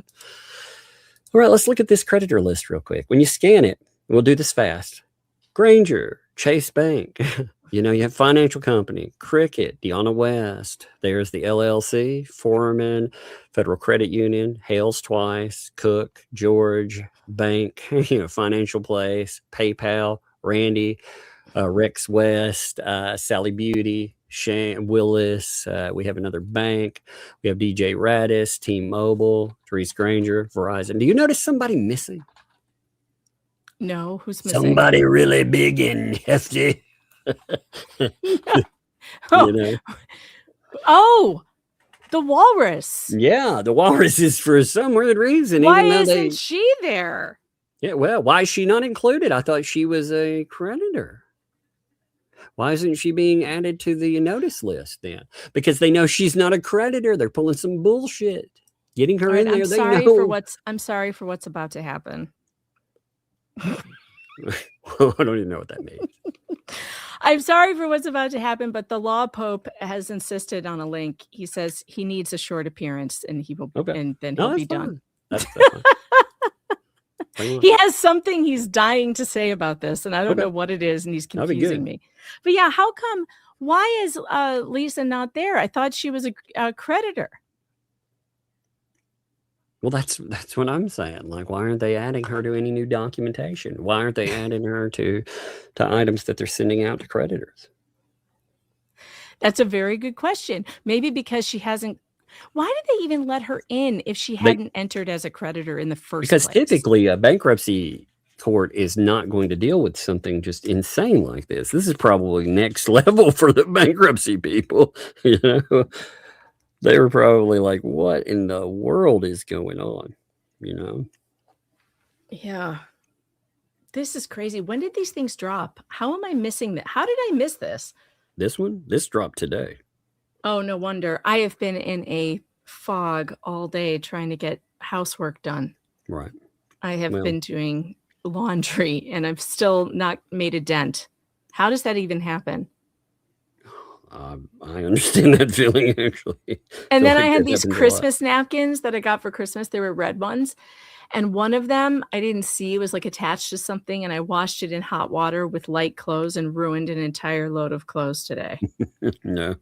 I turned a bunch of white stuff pink. Oh, no. You're like that. Ho, ho, ho. I'm so mad. This document, though, it came up today. So it's been pretty good, too. Randy has made a really good, again, the argument he's fighting against is a terrible one at that. I think I heard entry. Oh, look who it is. Yeah. Look who it is. Hello. What's up? What's up, Brackets? Not much. So I'm just getting ready to do my show, and like I see the Tug's on. I'm like, oh, I'll put Tug on while I preen in the mirror for a while. And he starts talking about this bankruptcy thing. So I immediately messaged Megan. I'm like, you have to send me this document. And she has no idea what's going on in the world because she's just completely checked out of everything or whatever. And so I'm sitting there going, as Tug's reading it, I'm going, oh God, like they don't realize that the stay was implemented in the way that it was to benefit Lynette Preston to the maximum. Like the court is being kind because the court, as you guys have stated, they are under no obligation to honor the stay. They don't have to do it because she is the one who initiated the action or who initiated a retaliatory action. It doesn't matter which one. She did that. And so the court goes ahead and decides the issue. And they're like, yeah, sanctions are obvious here. They need to happen. They're going to be imposed against Stark and Lynette. Well, Stark's dead. So it doesn't really, like, he doesn't get much say in the sanctions. His estate will get to say something about it, but he won't get to testify, so it won't be super helpful. Oh, well, there was a deposition, though, and you do need to read that. You should see his deposition, Nick. by the way. Nick, you got to read the deposition. What's amazing about his deposition is he knew nothing about the case. Nothing. Yeah. He had been recruited into. But I'm sure. Oh, it's amazing. Anything. They asked him, how many thumbnails are at issue in this case? How many thumbnails? And he was like, I don't know. Yeah, they were like, are we talking like 3 or 3,000?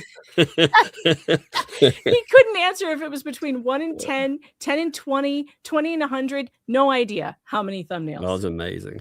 Right. And the thing is, before people feel bad about that is bad on Stark. Like Stark has an ethical obligation to not act in the way he did. Also to not die. What a coward. But like he has an ethical duty to his client, and his client is Lynette. His client is not Bruce or any of these other people who recruited him in. His client's Lynette. And so if her outside counsel or if her non-resident counsel is acting poorly, it is his obligation to make sure that guy is doing the right thing. So Stark is culpable in this. He's getting sanctioned. Well, his estate's getting sanctioned. But Lynette, think about this.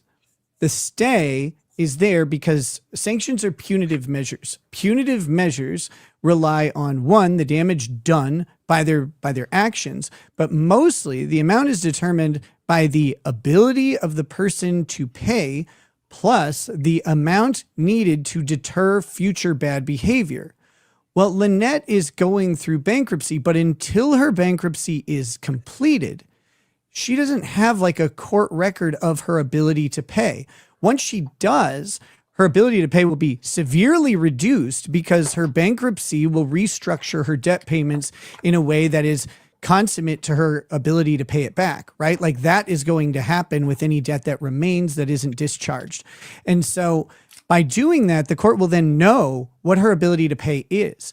If they didn't do that, then Hales could make the case that she has a much greater capacity to pay and that the punitive amount needs to be significantly higher. The stay being implemented in this way is like the most fair way to Lynette. And these people like don't know. They're trying to vacate the order. Well, if they were to win and vacate this order, the court could then just go after, like they don't have to honor the stay. They could go after Lynette prior to her bankruptcy being resolved, which means they could impose a higher sanction because of it. This is such a dumb play by these attorneys because they're really shitty attorneys. Sorry, I don't know how much profanity is allowed. They're really bad attorneys. Have you met Tug? Yeah.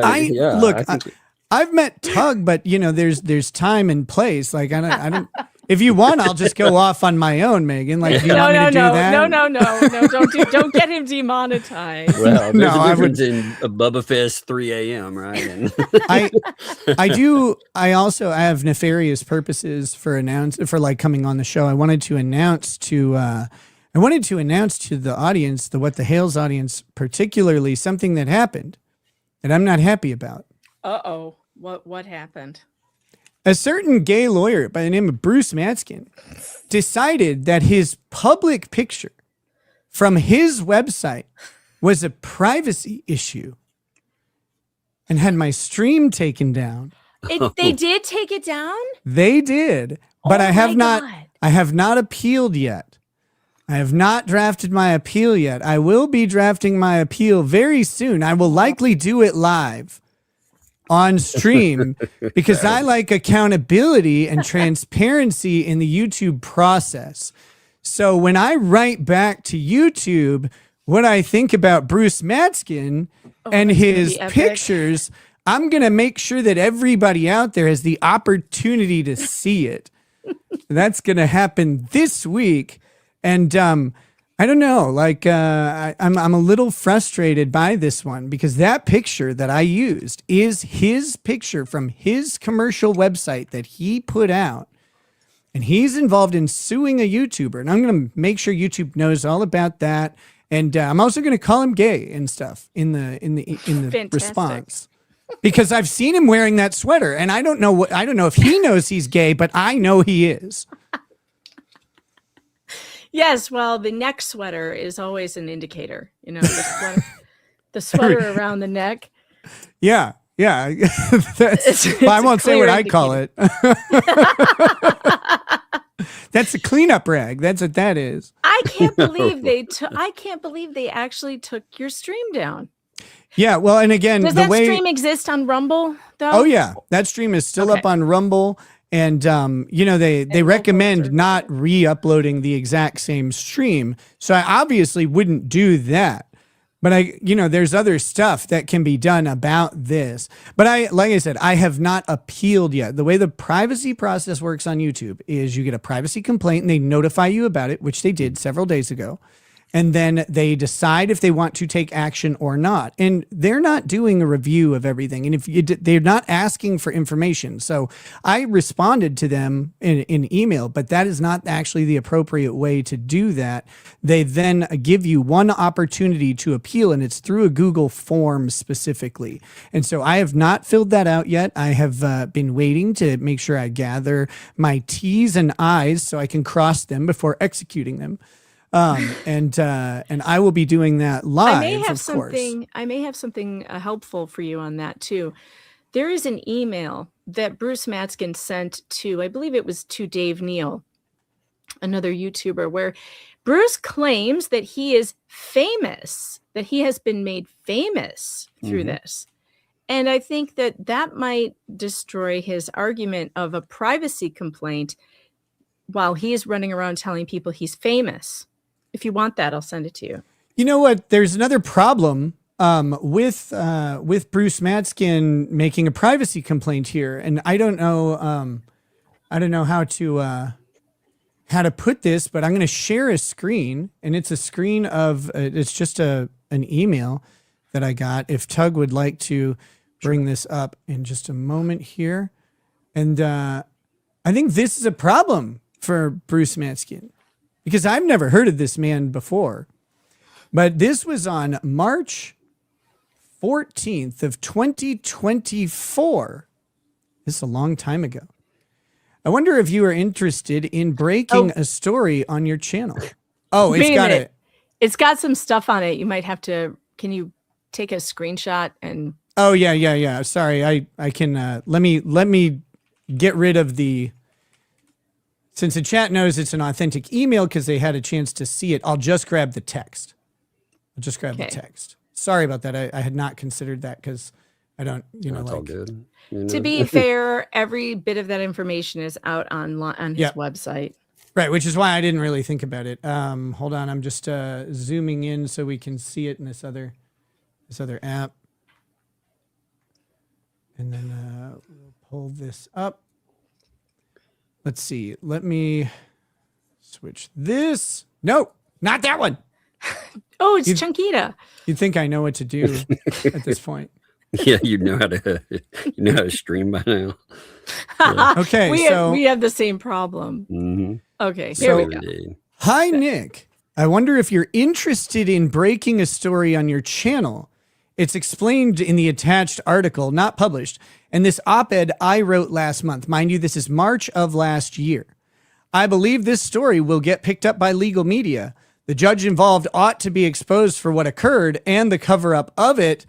I have all transcripts and copies of documents, not a single statement in my articles without proof in the documentation. Please let me know if interested in speaking.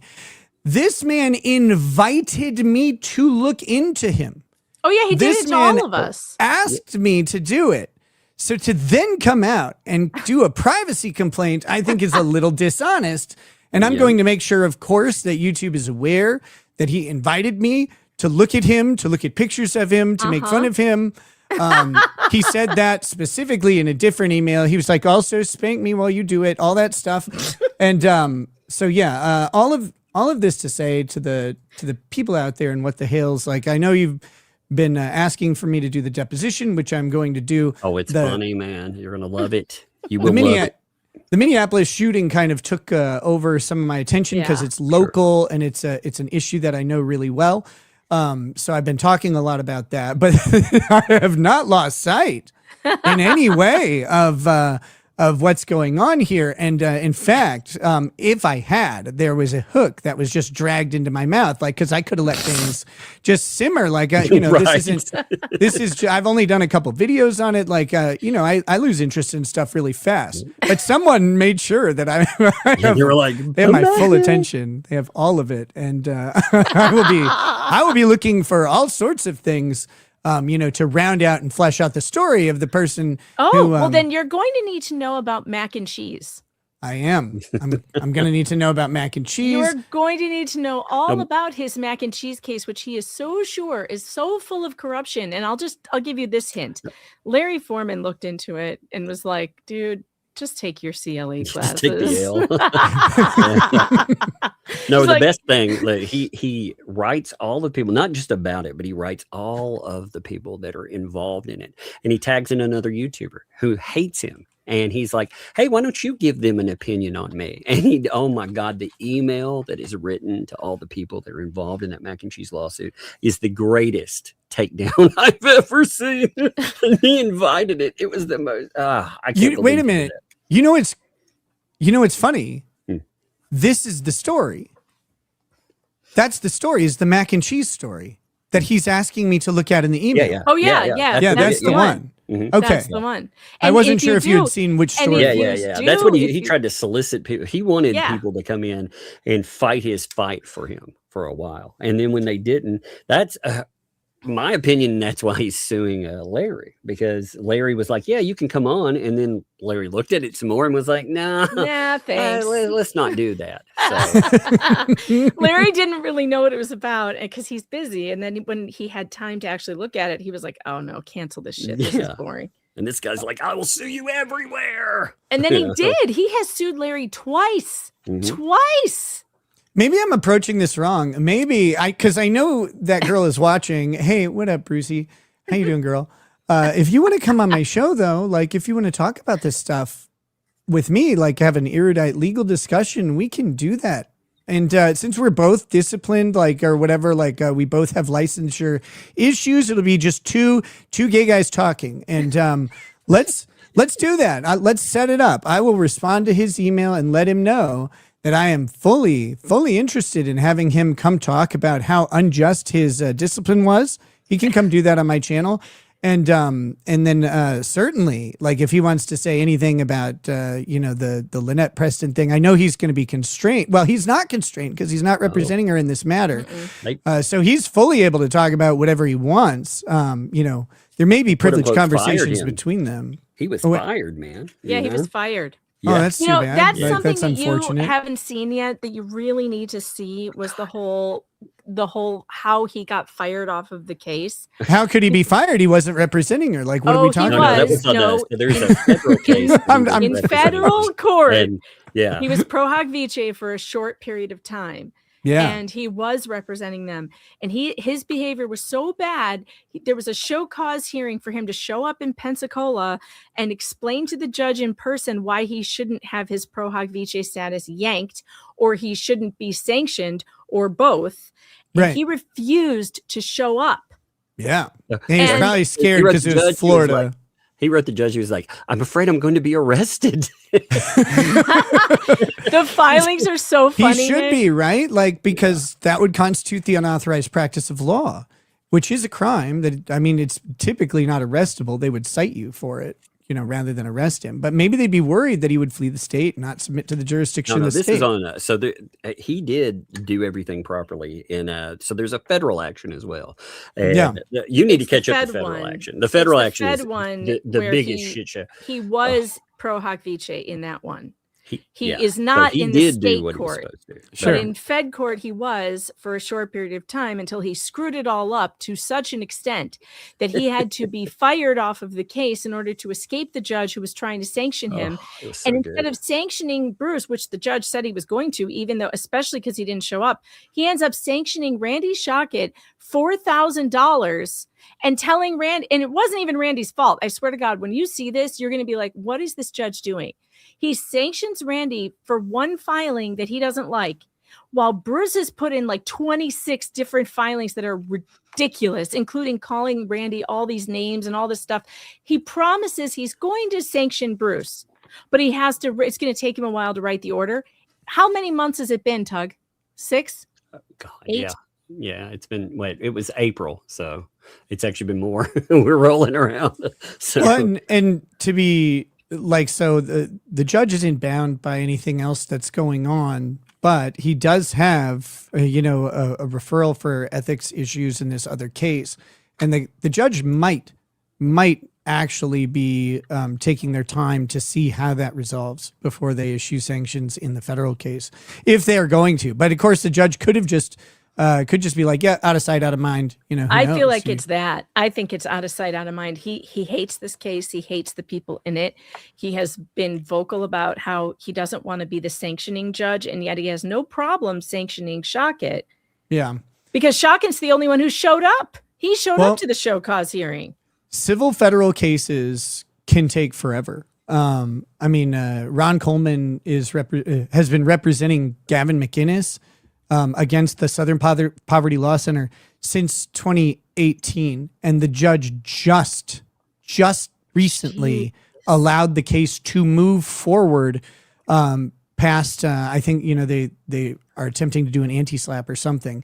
In the case, there was just no ruling from the judge. Just completely let it sit Crazy. for 6 years. That's just been going crazy. on. And so like, I know things always seem to be moving slow, but in federal court, because federal judges have almost no oversight and no punitive measure, they're appointed for life during good behavior, which just means not being impeached. So there is no way to like force them to do the thing. If they just don't want to do it, they don't. So the fact that he's done anything here is a good sign, but I know that some of this stuff will seem like it's taking an amazing amount of time. Federal civil cases take forever. Yeah, he did say that. Private Eyes Watch says Bolitho said the sanctions order was on his desk months ago. He did. He said he was sanctioning Bruce. He was going to do it. He had already sanctioned Randy, and the other one is coming. I have the order that says it. But nothing has happened. And in fact, then the bankruptcy stay got put in place, and so everything got put on hold. No, I think he's completely forgotten about it. I don't think it's going to happen. I really don't. Well, I got to show you the Gainesville to Gainesville motions. You will die laughing. Well, let's Megan Fox is making songs about me. Oh no. I mean, really, to a judge. Oh my God, they're laughing at me. No, not laughter. That's scary. Don't do that. They haven't seen laughter yet. I know exactly. I haven't even started laughing yet. I was like, realize the element. They've been begging people to come in. I was like, man, you don't want those guys to come in and cover this because they'll read what you say. Yeah, it's so hard to find, absolute idiocy in law because typically this is the one good thing about the law school system, the LSAT, the law school system, and then the bar is that relatively speaking, the overwhelming majority of legal work is civilly competent. It's not necessarily that they're always right on the law. They get things wrong. They do, but it's civil and it's not funny. It's not like explosively stupid. But when you find it, it is gold. Like even if not like money wise, just something to laugh at. Truly in an area where there's so little to laugh at. And so finding someone like Bruce Matskin, I'm like, I just want to read every case he's ever been in. I want to read every filing. Fed 1. Wait till you read Fed 1 filings. You will die.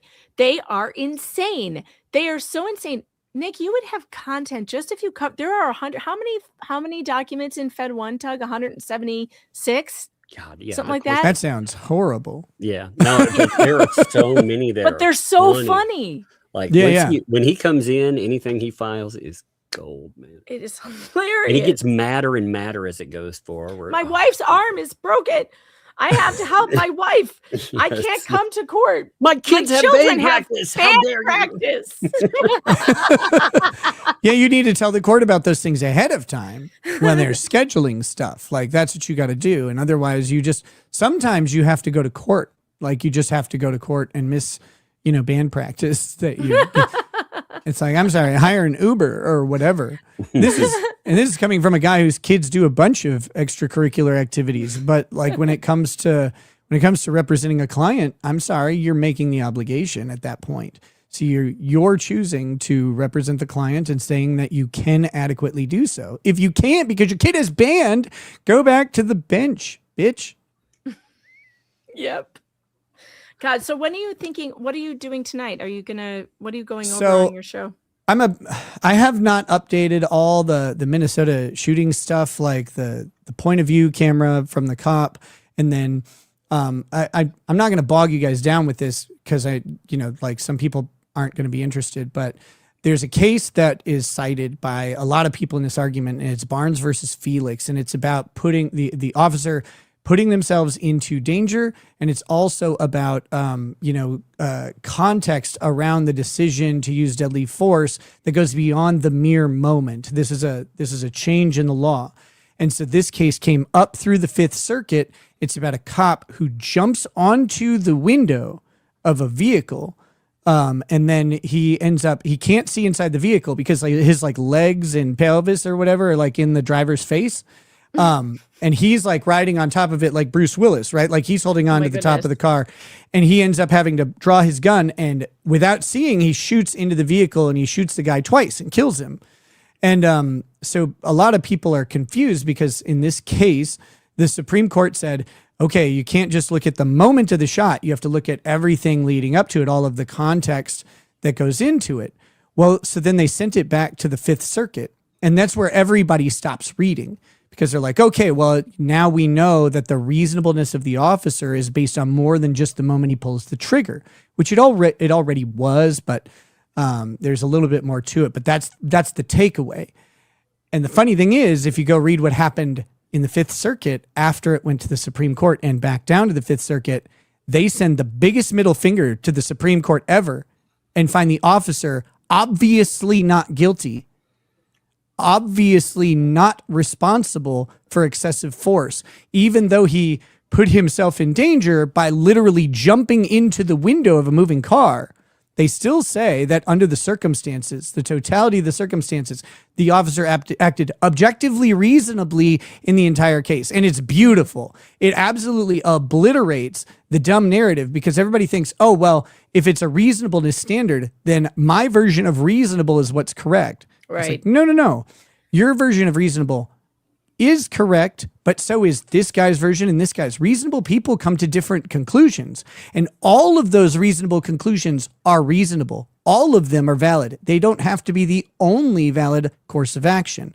And so the court just absolutely middle finger to the Supreme Court, middle finger to the guy who is dead because he got shot in the face. And also middle finger to everybody else who criticized the Fifth Circuit when they had made the correct choice from the onset. And it's a reminder that reasonableness is reasonableness, not your opinion. And so I'm going to be covering that heavily today. And then later tonight, we're going to do a members show because my friend Kurt has hit a personal best on his at the gym. Oh God, I saw that.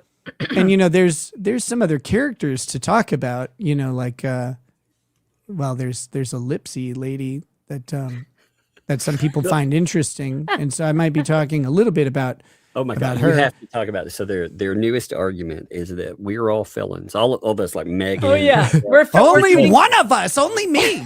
Dang it! I tried so hard. Apparently, I am too. Yeah, we're all felons because we talk about cases, and since we do commentary, that is unlicensed practice of law. Oh my God, 2 whales in a pod are probably having a field day over that. Yes.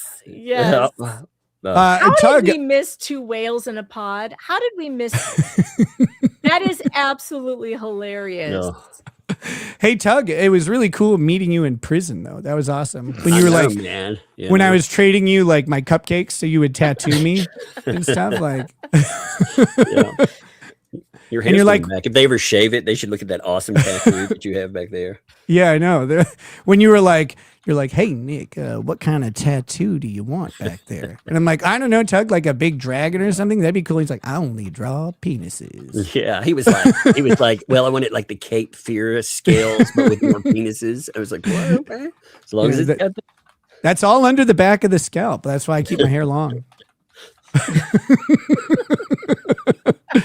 And when are you doing the deposition? Everyone wants to know. When are you starting? So I was planning on starting it on like Thursday. I was talking to you about it, but I had some personal stuff and then the shooting and all that. So I think tomorrow is the day to start that, but I'm trying to find the right time to do it because it's like 7 hours. Do it after our show. Dude, I'll read. I'm going to break it up for sure. When you start I'm telling you, when you start watching it, you will become addicted. This case is addictive, man. I thought we would cover a little bit of this, and then it would slide. No, man. I've been sitting here for, God, what has it been? 2 years now? 2 years now. I'm addicted to this case. It's been literally 2 years, Tug. It's the biggest shit show.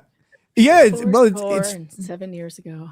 It's funny because people keep asking me to make fun of them. Like they keep like mentioning me and they're like, who is this guy? Who is this guy? Like I heard he was in prison and I heard all this stuff. It's like, yeah, no, it's worse. Whatever you think.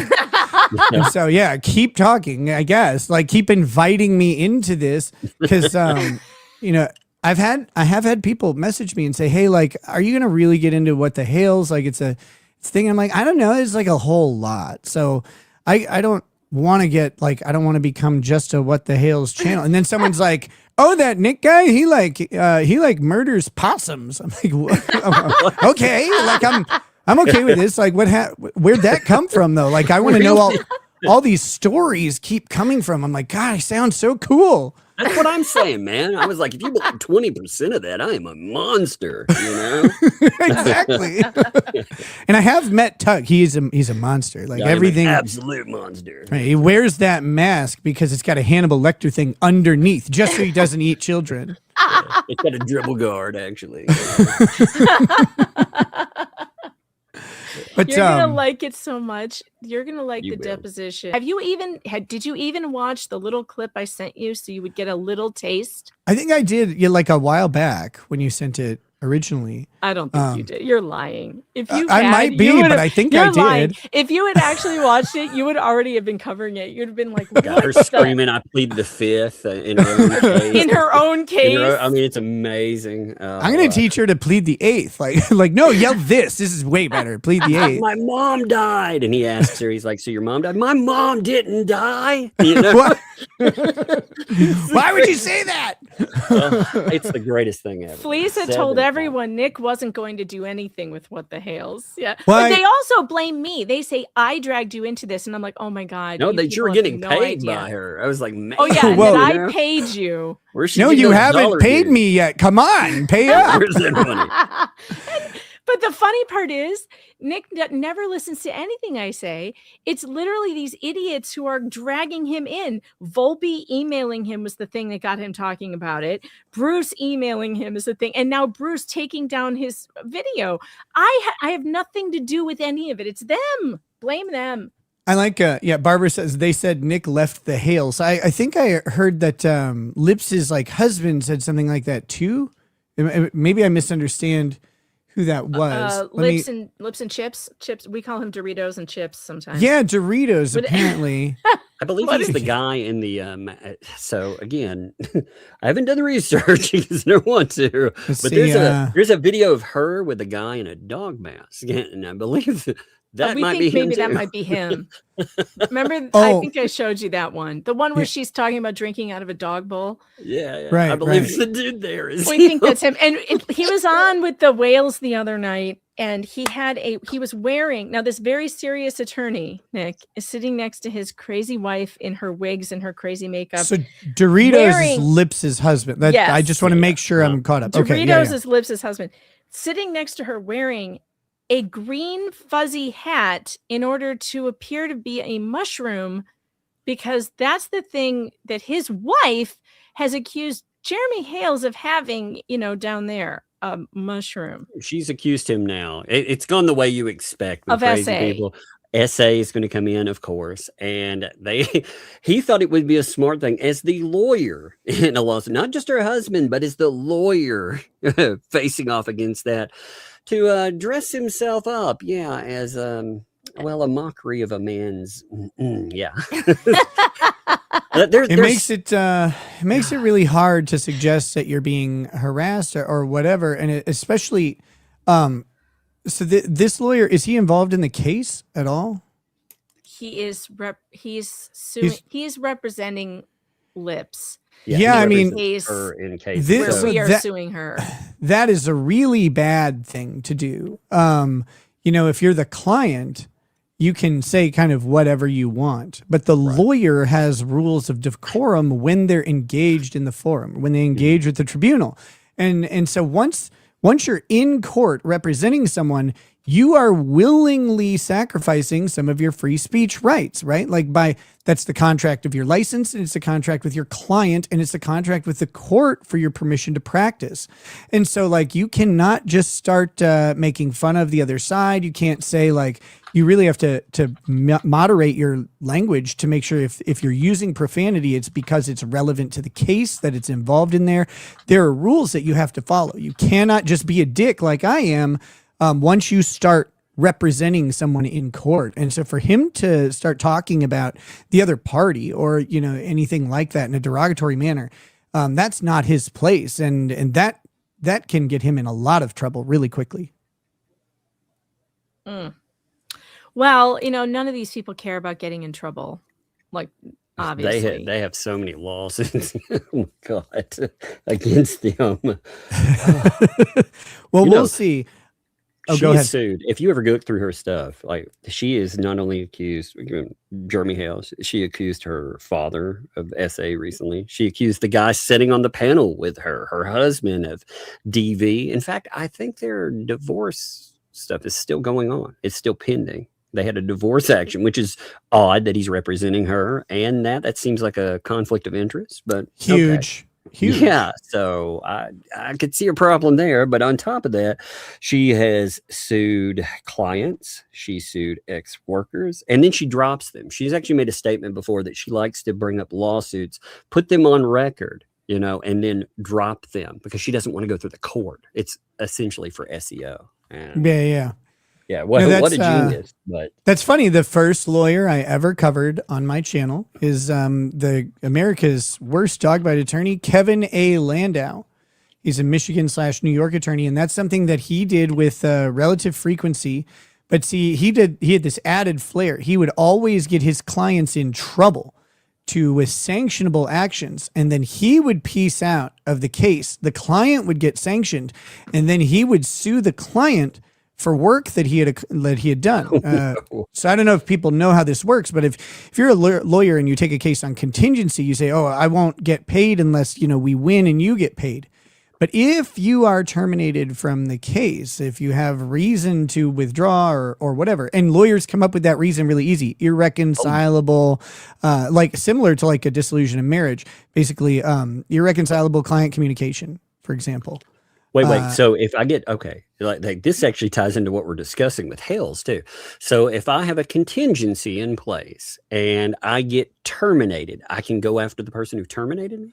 Yes, there's courts of courts of law, and then there's courts of equity, right? Like, so there's courts of law and equity. And so the equity position is to make whole, make things equal at equity, right? So there's a theory in equity called in quantum meruit, and it is to be compensated for the work you had performed. When you're taking a case on compensation, you are front loading all the costs, but you are still incurring that cost, and you are still expecting to get paid. If you're taking the case, like on this contingency, not if you're working pro bono, that's different. But the work that you did and the costs that you endured, those need to be made whole to you, even though you didn't finish the case.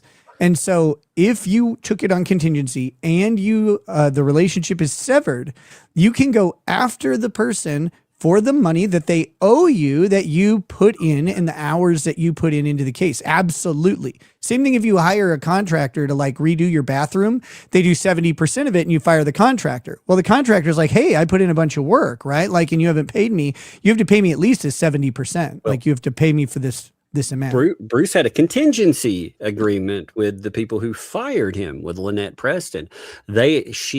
She, according to her, with a source on this, she said that he ended up talking her into firing instead of, because he said he didn't want to get in trouble with all the sanction stuff that's going on. But it's interesting because, he would spend an hour at least every single day talking to them.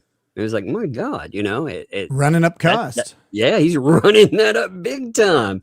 And they fired him. It's on paper. So they may have a huge problem and not realize that. Yeah, because if Bruce talked to them for an hour on behalf of Lynette, every one of those hours, that's fees for him. That's what, and he would be able to show his reasonable hourly rate in his representation. And then, of course, any material costs that he put in, advertising, marketing, any time he spent reaching out to YouTubers, like to try and get them to cover the story or anything like that. Any material costs related to physically printing something or buying an ad somewhere. Who knows what he did? All of that goes into that contingency fee that you're expecting. So if you don't get that contingency fee, you get to go after the other person for the amount of work that you did. So if they fired Bruce, he definitely, he'd want to talk to an attorney. He is malicious enough to go after them for it. After making all this garbage and telling everyone how indigent and poor and disabled they are, he totally is malicious enough to sue them. Lynette might want to add them to the bankruptcy creditor list. Right. Like, because if he was working on behalf of Lynette, you know, like on that contingency, she's potentially going to owe him money. Now, for reference, like when this happened with, I believe, with Dick Masterson's case, Kevin A. Landau did this effectively to Maddox, and he ended up resolving, like they settled the matter for some undisclosed amount. But I believe he had claimed something like $60,000. Or I might be thinking of what Kevin A. Landau did to his client in Almasiga. Or I might be thinking of what Kevin A. Landau did to his client, Connor Gray, who is allegedly the grandson of Mo from the Three Stooges, who was, you know, diddled by a Hollywood producer and then sued the Hollywood producer. But then when sanctions came around again, Kevin A. Landau backed out of that case and left Connor Gray with a huge bill, and then sued Connor Gray for the work that he had done up to that point. So it's really amazing what kind of risks there are in all of this when you have bad actors and stupid people. There's no shortage of bad actors and stupid people in No, this but what's game. amazing, look, it was his plan for her to go into bankruptcy. He's the person that has helped mold and guide everyone that they tried to put in for write-offs and everything. And I notice he's not on the list. So if they get to the end of it, well, fun times. Well, guys, I need to run because I need to figure out how to do this this stream about Minneapolis, and then I'll be doing a members only show tonight, and those members only shows are just funny things. We make fun of people and situations. It's very lighthearted. Well, unless you're Kurt, because you don't do anything lighthearted because of all of the obesity problems. And the butter and the cheese. No, he only snorts butter. Okay, but so that's going to be tonight. But yes, I'm planning on doing Lynette's deposition, but I do want to go through this this bankruptcy ruling. So I might sent it to you. I sent it to you. Yep. So I'll be reviewing that so I can do an educated review on it. Hopefully this week. I know people are interested in this stuff and want to see it. So I want to make sure I can get that put together really quickly for you guys. Cool. Right, man. Thanks for letting me derail stuff. Yeah. Hey, man. Megan derails already. So when she popped in, the show was derailed. So well, all I can do is derail now because I used to do rails and that was not okay. That's not allowed.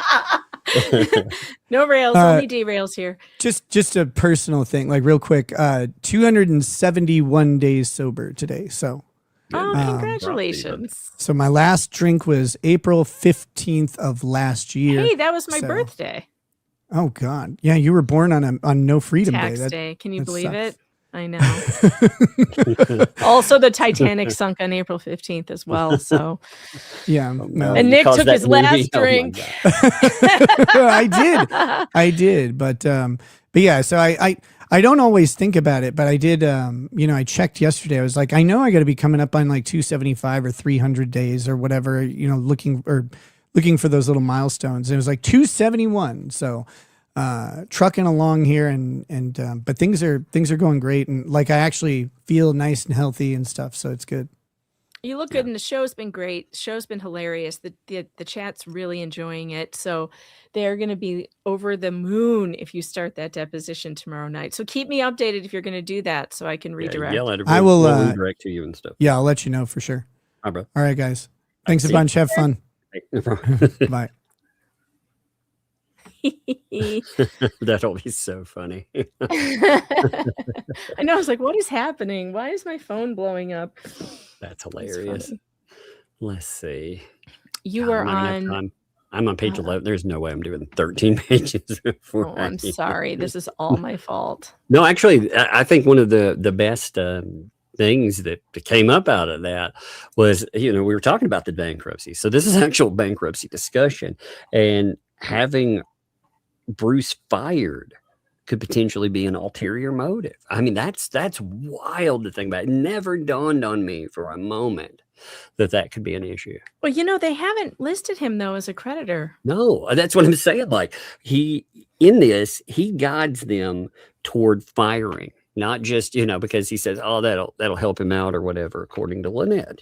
He pushes for that. So they do. They do that, because well, according to her, he yells and all kinds of wonderful stuff. So then he guides them to the bankruptcy, the thing that would potentially protect him when he tries to recoup some money from all the time he put in. And Wow. yeah, once they file and he's not on that list, what protections do they have? Yeah, that's nuts. Yeah. I guess we'll just have to wait and see what he actually ends up doing. I mean, there's so much in there that's amazing to think about there. That's like that's an avenue. God, that's an avenue I want to explore, really, because again, Lynette, she did a lot of insulting Bruce, and you can tell he is not a forgiving person.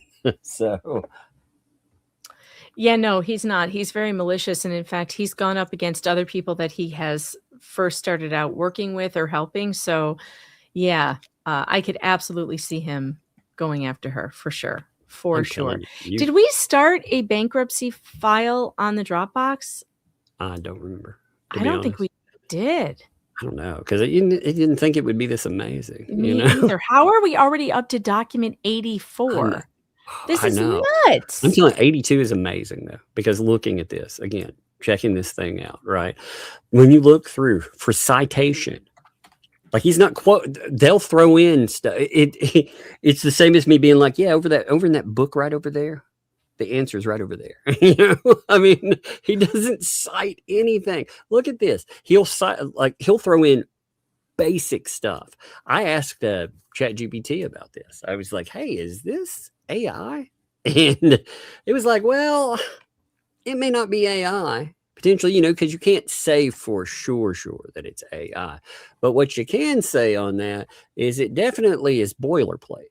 Like there is nothing. There are basic laws and so I started drilling down into a couple of these that it recommended. Even the items that he puts in here, that are supposed to work as protection, let me find one of them, for example. There's very few. I mean, he does stuff like this, first of all.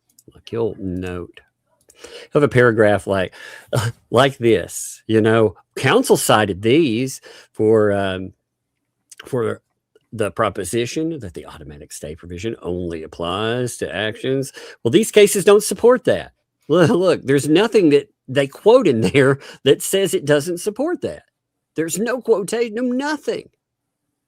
It is the laziest garbage I've ever seen. But one of the items that is quoted here, I don't know if that's Jove, how that's pronounced, depending, but versus the IRS. This is a little more complicated than he tries to let it on. In fact, AI was like, hey, you should look at this. And it gave some recommendations on it. So I asked it to pull all of that. And as I started drilling down into it, they left out a lot of fundamentals to that case. It doesn't support what they're saying because, they make it a cut and dry action. It says X, therefore Y. And it's like, no, it says X if 1, 2, 3, 4, and so on. And they leave all of that out. Of course. It's lazy. Because that's what bad lawyers do. Mm-hmm. Hoping that the court or the other opposing attorney will not notice. He's a bad attorney. But that's not going to happen with Randy Shockett. He's going to notice. He put together how many pages did you get through on it? I got 11. Now, again, for people, I mean, we can pick up tomorrow on it and finish it. We'll have to because, right now I'm at the argument itself. So I just started the argument. Now, the argument is just, it basically drills down into everything we've read. These are summaries of everything anyway. So we used, 11 pages telling you the argument. But I mean, when you get into the argument itself, like I said, it really drills down into it. And I think that's a good place to pick up for tomorrow. We'll pick that up tomorrow night. We'll read the rest of it tomorrow. I'm going to read it. Yeah. As soon as I get off here, I've got the other one because we have to make fun of that. I know. 82. I know. God. I got to read it. I can't believe I missed this. I cannot believe it. I was like, what? What is when you popped in and you're like, hey, what is this? What I wanted to know is, I'm like, why is Ricada telling me things about the Hales case I don't already know? That's what I was like. What's happening? Well, How is bankruptcy. Nick aware of stuff that's happening now before I am? How this will not They stand. keep This bringing him up aggression too. will It's not kind of stand. funny. Like they keep wanting. Oh yeah. No, you know what's going to be real funny? Getting his stream taken down. That was a real choice. That was a choice. You know what's really going to be real funny? So Lips has said that she's going for monetization. Now, what she's going to learn is that all those shorts and all that other stuff, they're not going to pay very well. The type of material she's done is not going to, maybe a couple $100 at the end of the month. Maybe if she's lucky. So what she's going to do is she's going to get into wanting super chats, but they have a very finite audience for that. And Lisa is the one that gets that now. So they're going to be directly competing with each other over money.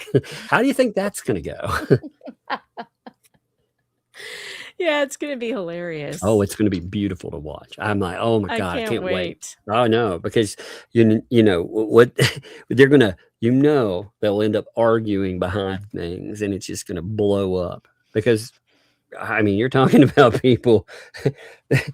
Oh God, it's going to be funny. But you know what I got to go because I've got to keep working on the thing that we're doing for our lawsuit because our lawsuit is about to be amended. Get out of here then. So I have to finish that and then I'm going to read these, but I'll let you go. Thank you for letting me derail. Sorry, I just barged in here with no knowledge. See you guys. I see it. That's hilarious though. That was unexpected, but again, it did add in some things that I thought were pretty good context. The whole idea. I think Susan posted something on the divorce thing too. I think she actually made a statement about that. Let me see. Because I thought that was kind of, I don't know, it's kind of interesting that they have so yeah, here it is. Let me clip it real fast. Okay, because I saved it, so it should it's still setting here. All right, listen to this. This is interesting. Right here. Okay, so Leslie Federico stated she's going live tonight on YouTube with her husband, Michael Federico, to quote unquote educate all of us on the law. This should be interesting, particularly if they decide to cover legal ethics. I think it'd be fascinating if they discuss the legal ethics of an attorney representing spouse in a civil case where they're both named defendants and which was filed after the attorney's spouse filed for divorce. Yeah, you would see there's an issue there. I mean, you could see how that would be a conflict, right? If somebody filed for divorce and you have some kind of pending action out there, you could see how this might be a problem because when somebody represents you, they're supposed to be working in your best interests. How can they be working in your best interest when their best interest, they don't align with your best interest in other things? How does that work? In fact, you would have to question the idea that everything that has gone on with him appearing, even if they were like, okay, well, we just finished that. How can you say that him going on like with 2L or them going out and dressing as mushrooms, in order to insult the guy that you are suing? How does that work in your client's best interest? It certainly doesn't work in anyone's best, but how does that work in their best interest? If anything, you may be helping dig them a hole. So you have to ask some questions on that. But I don't know. That's so weird. Yeah, we're gonna have to finish the doc tomorrow. We are. I think it was more interesting to have some additions there as well. Honestly, I think that I've never thought about the Bruce thing. That's really got my mind churning there. Because I want to go back and I want to backtrack all of the documentation going all the way back to when they let him go, and they obviously have a contingency. So if you fire a person, I mean, that's wild to me. I've never considered the contingency could still could still be something that potentially is. And again, I'm not saying he will, but I'm saying that's something if they think that that's somebody that doesn't hold grudges and stuff, I mean, that's wild to me. Because we were talking about, so he said at one time, see, this is the kicker to me. All right, just in time, he said, now again, they didn't clarify his pay rate or anything, and he was talking about, you know, how much money he deserves at $500 an hour at one time, right? Which was, I was like, okay, but let's just say, for the sake of argument, he said that his time is worth $500 an hour. Now, for an entire year, according to Lynette Preston, he talked to her at least 1 hour a day, but potentially more. Now, if you took that, again, $365 at $500 an hour, you'd be talking about $182,000 in recoverable money. That's a crazy amount. That's not all the letter writing campaigns that he's done out there. And she said a lot of terrible things about Bruce. You know, she threw him under the bus real fast. And you really have to ask this too. I think this is another question. When you start getting into that, since he put together the bankruptcy pool and he was the force that she said pushed toward this, is he acting in her interests at all? And again, you know, he wasn't her lawyer at the time anymore. But I mean, he was involved to the point that he got in trouble for unlicensed practice of law. The actual thing, not the stupid thing these idiots keep saying that unpracticed license of law is. So, I mean, again, it puts down this hypothetical. And again, make it clear, I'm not saying that that's the way things are going, but my Lord, if there was even a chance of it, like Saran Wrap, she said that wasn't her guy, that he was recruited by Bruce. That's what she told Tina. When you think about it again, you know, and I believe she has a very good case with Fed One. Can you say that she got decent representation out of this? Could she sue over the terrible representation? I mean, to the point that they let him go because he's in trouble and he's facing sanctions and he shirks on going into court? I mean, it's amazing. But anyway, let's read this here. So this would be interesting to discuss the legal ethics of an attorney representing a spouse in a civil case where they're both named defendants, which was filed after attorney's spouse filed for divorce. On July 21st, 2025, you have the group filed a civil suit against both Michael and Leslie in federal state court. Michael is representing Leslie and also defending the action pro se. He has filed a motion to dismiss and contends he has served a safe harbor letter for sanctions under Florida statutes 57.105. What tends to get glossed over is that months before the civil suit was initiated, Leslie filed a divorce action against Michael. The dissolution case was filed on February 27, 2025, and it's still open. So just last month, Michael and Leslie cited the pendency of the divorce action as a reason the court should deny SunTrust's motion for summary judgment in the foreclosure of their principal residence. So again, it is ongoing. They've been using it for different items, right? And a few days ago, Leslie recorded a YouTube live in which she confidently stated that she would be collecting attorney fees, previously estimated to be mid-six figures, as a result of legal work Michael has performed in representing her.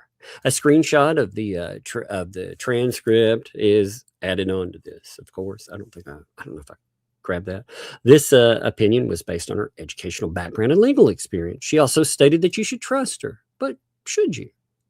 Does her legal analysis pass muster? Here's my opinion. Under Florida law, Attorney fee exposure under 57.105 depends not just on who ultimately prevails, but on whether the legal work supporting the fee request was performed through proper, conflict-free, untainted representation. A lawyer cannot recover and cannot generate recoverable fees for their client based on work performed while violating the rules of professional conduct. Under the Florida Rule of Professional Conduct 4.1.7a, a lawyer may not represent a client if the representation is directly adverse to another client, or there's a substantial risk that the lawyer's own interest will materially limit the representation. There's more. Let me grab it here. Give me a second. All right. Here, Michael's personal interests are plainly adverse to Leslie's interest.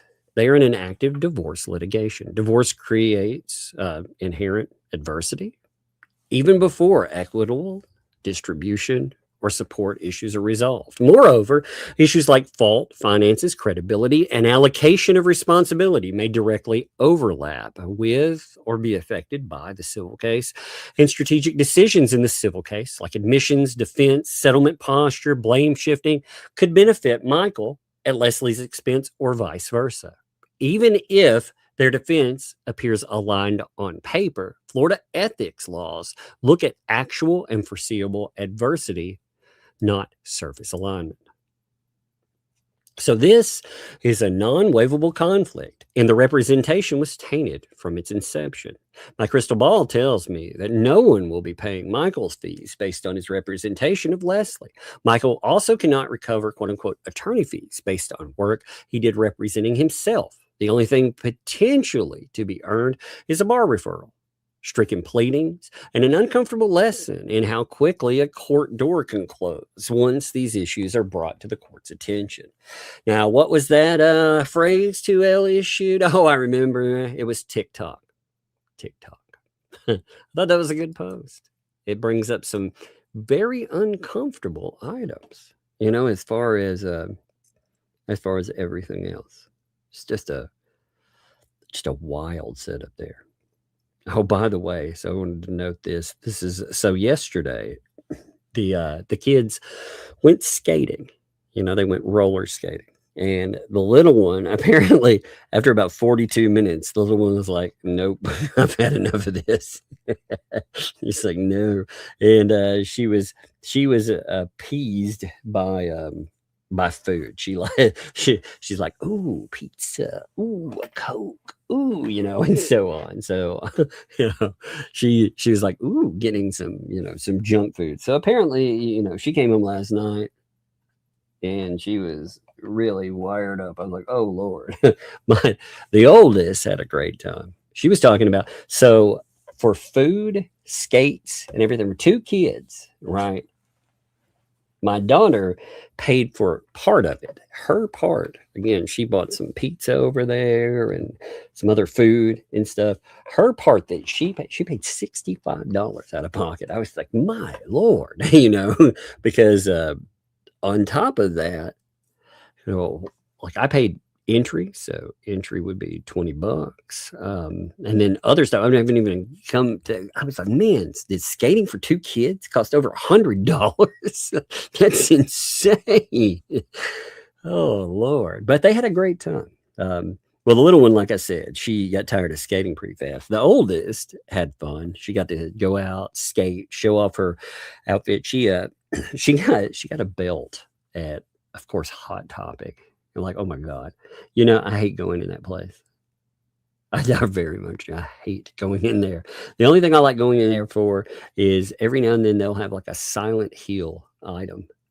And I'm like, ooh, that's interesting. But then I remember where I'm at and I hate it again. But she ended up getting a belt that was covered in Matchbox cars, which was pretty cool. It looks like something straight out the 80s for sure. So she wore that. And she was like, people kept asking me for Matchbox cars. They don't come off there. He's like, kid, you should go to, we have places around here where you could find some cheap Matchbox cars or something. Take a couple with you, And have fun with it. Like give out 5 or something, you know, as part of goofing off or something. In that way. I don't know, but she had a good time. It was funny though, because I got pictures, you know, of them clinging to the walls for dear life at first. It was really funny.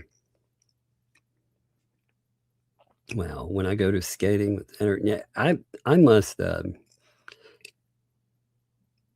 That's why I love likes Maggie. Yeah, she takes me to all kinds of crazy places that I hate. I think she does enjoy, like watching me. Like, oh God, I hate this place. Hot Topic though is terrible. I just, you know, I can very much tell I do not belong there. You know, it is not a place where I mean, I don't have anything that I would shop for or anything else. All right, let's go over some super chats real quick. So Max Lab kicked it off with thank you for the super chat. Remember, by the way, Hale's be on about an hour, so that should be interesting. It's been one heck of a week. I don't, for the life of me, I cannot figure out how these idiots thought that accusing a dude of all these things, and again, they had the lawyer, again, for people that are on the other side of a case, comes in and says that they were trying to set up this other guy. They make contact with them. They sent them, according to them, I do not believe this, but according to them, again, they sent him voice messages with the two in conflict. She sent over very explicit stuff. I mean, the writing is explicit, and he was in full knowledge that he was a party to it. You know, not a party where she was just doing this on her own, but his voice is on things. Can you imagine like saying, oh yeah, we set that up? Like how that is a problem and a half.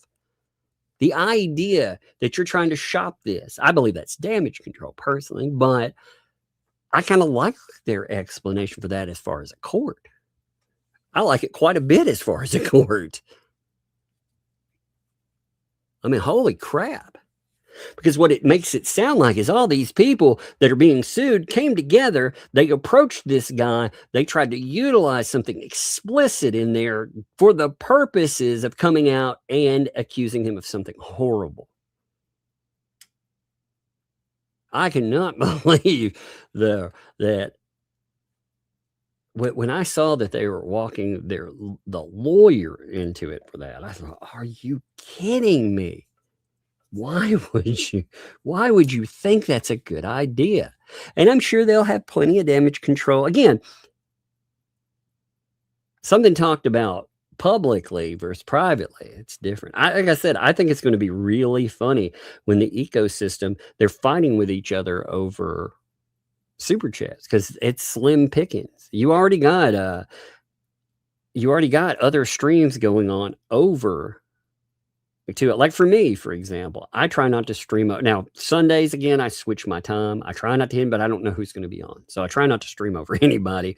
But Sundays are early. I adjust because the live stream slot for tonight. But everybody pretty much knows where I stream at, so we don't stomp on each other. You know, we don't live stream over each other. But also, if people, when they're doing their thing, everything works out. I don't see everybody as competition. You know what I mean? I see them as friendly folks. I figure if I'm doing a good show, it will prevail on its merits. The ecosystem, though, has shrunk so substantially now that I think they have a false idea of what views look like. Shorts, they don't pay. They don't pay well at all. They pay like very, very lowly. And on top of that, they have a lot of copyrighted material that would knock them out anyway. Then the live streams, there's not enough there. I mean, if they want to make $5 in a live stream, if it's big, I guess, but what they have to do is have to have people back that. monetarily. And I think we're going to see a really crazy thing if there is monetization. It's going to get real nasty because what they will find, it's just like before, they can't control these people. They unleash folks that have some real issues, and they will also, in order to get view, because their viewers, you remember how things have gone when they ebb and flow. Theirs will break down over time. They will get lesser extent unless they do something absolutely insane. Like, again, the reason that they've gotten views recently is because of these horrible allegations. But people get very bored with that stuff very quickly, and laughing at stupid is, I still like laughing at 2L and they're stupid, right? But crazy that puts out fucking 10 videos a day and says the dumbest things ever, after a while you're like, well, that's pretty boring. So people will tire of that, and I think it's going to become a desperate, like, dog eat dog thing. Anyway, I know I got off track there, but I've got an hour, so I don't care. Max Lab, though, again, thank you for sending over documents too. Appreciate you, my friend. It's been crazy. Lynn, thanks for the 5. Happy Sunday. That's right. Happy Sunday. Indeed. Thank you. Happy Sunday to you. Fallen Hero, thank you for that gifted membership there. Thank you, Fallen Hero. I appreciate you, my friend. Like I said, always here. Appreciate you. More than I can say, my friend. Wheat Toast. What's up? Wheat Toast. West Coast. What's up, man? Hope you are doing good, Wheat Toast. Look at that Wheat Toast. So happy. Oh, look at his little freaking umbrella. That's beautiful. I like his balloon. I said umbrella, but I meant balloon. I love it. Thank you. That is awesome. Look at that little avatar. Isn't it cute? Does it make you want to be like, man, that toast needs buttering? Celeste, is that Celestine? Is that correct? Thank you for the membership. Thank you. Welcome. Thank you for the membership. Welcome to Tugs Thugs. Appreciate that. Thank you very much. Watchdog. Thank you. 5 gifted memberships there. Thank you, Watchdog. That's awesome, man. This case, like I said, it's getting new eyes on it all the time. And I think people will be surprised at the insanity that is engaged in it. It's going to be such a... What they'll find, the ecosystem doesn't, like I said, they don't realize like how much comedy they themselves are. The AI catfishing, just the absolute shit show some of these folks are. Holy God. It's going to be wild. Watchdog, though. Hey, I like the guitar, by the way. Took me a minute. I couldn't see what it was at first in there. But and I blew that up. I could see. I was like, what is that? I can tell. Thank you for the 5 gifted memberships.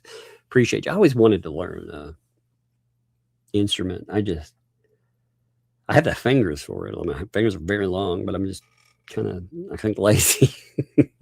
Weezy, what's up? Thanks for the 17 months. Well, that's 17 months I won't ever get back. That's right. Am I bothered? Not in the slightest. Indeed. This has filled our months with interesting, crazy.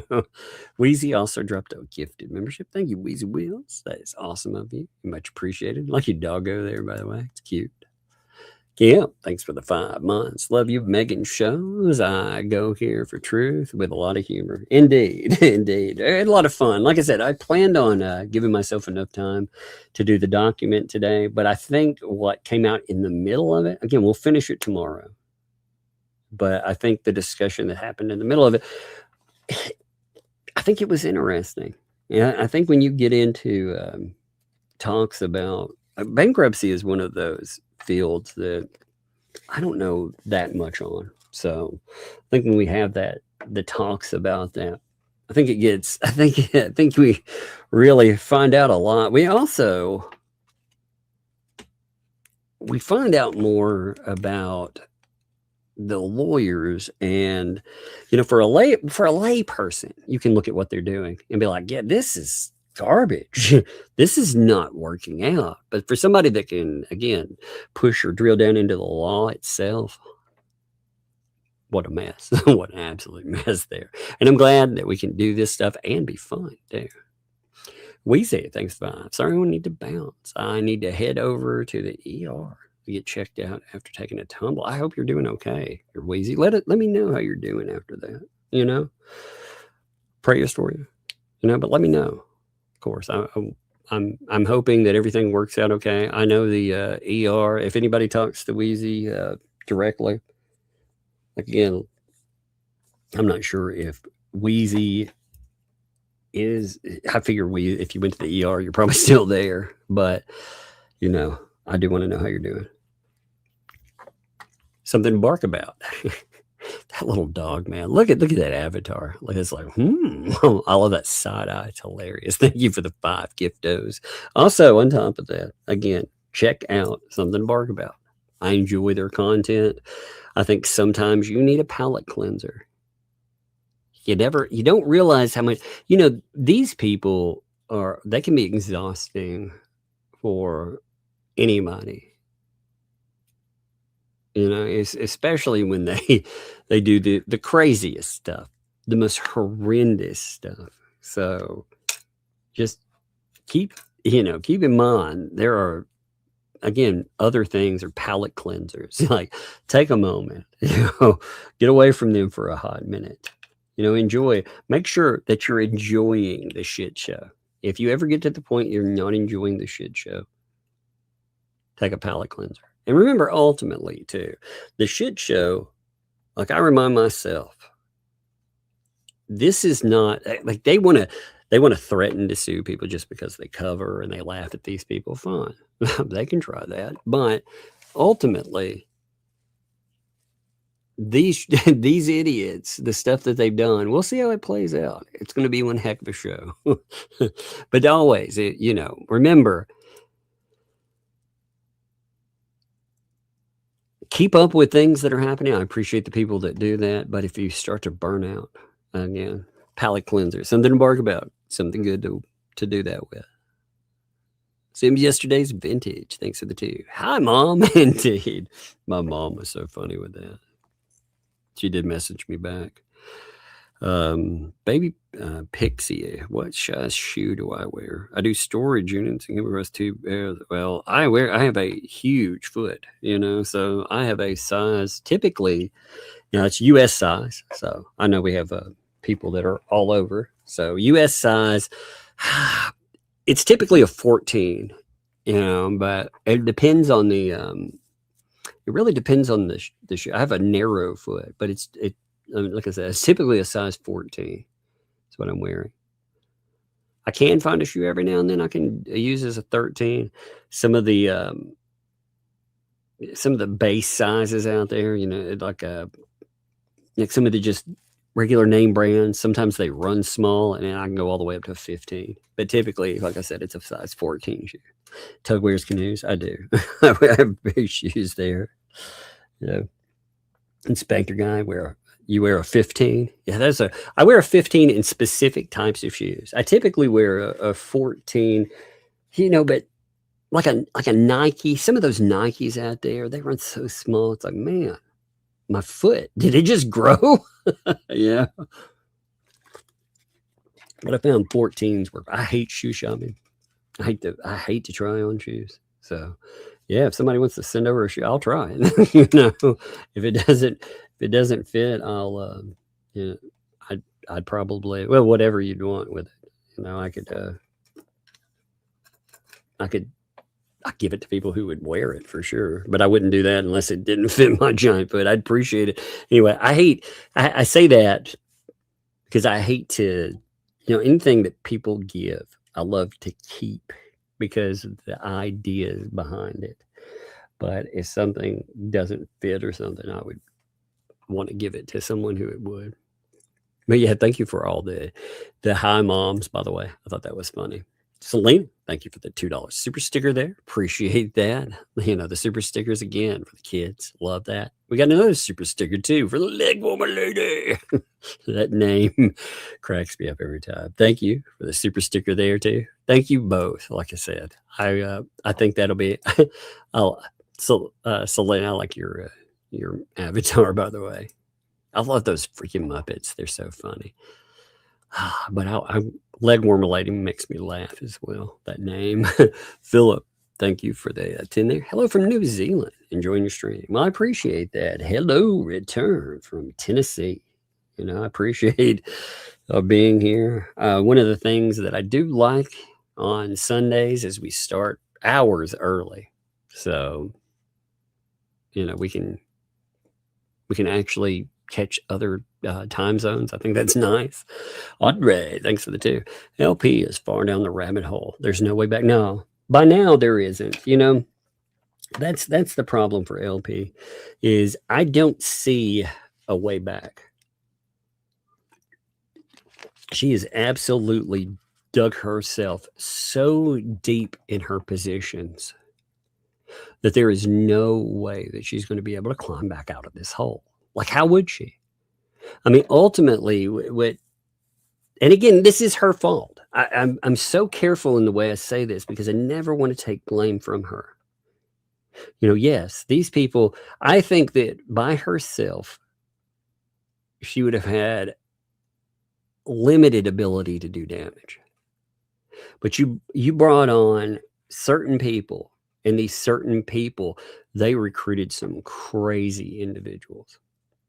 And Lynette Preston, she's lost control of her little group in a way. But at the same time, she unleashed them.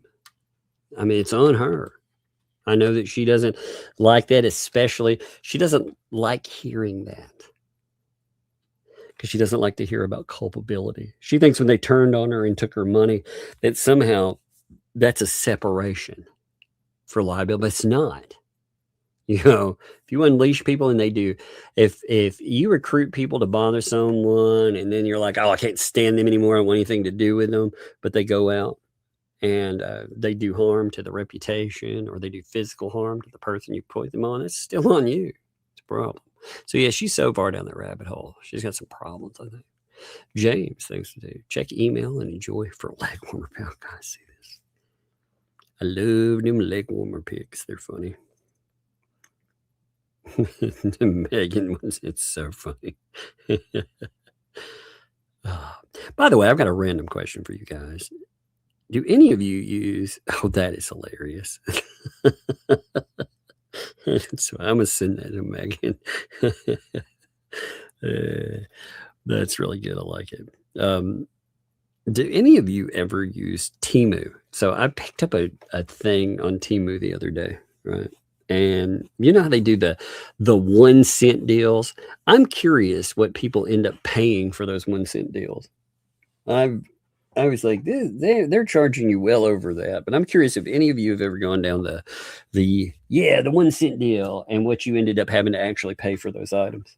You know, when they're like 3 items here for 1 cent. Because it seems really questionable is the nicest way to say it. Once, and it was great. What do you end up paying on those? You know, I'm curious. I've used Temu. I did. Okay, so some of it's travel. It feels like it. I did buy. I wanted a dragon looking journal. I ended up with one that's solid metal. These things are crazy. I'll show you one real quick. I mean, like I said, we got plenty of time before that. Because it's metal.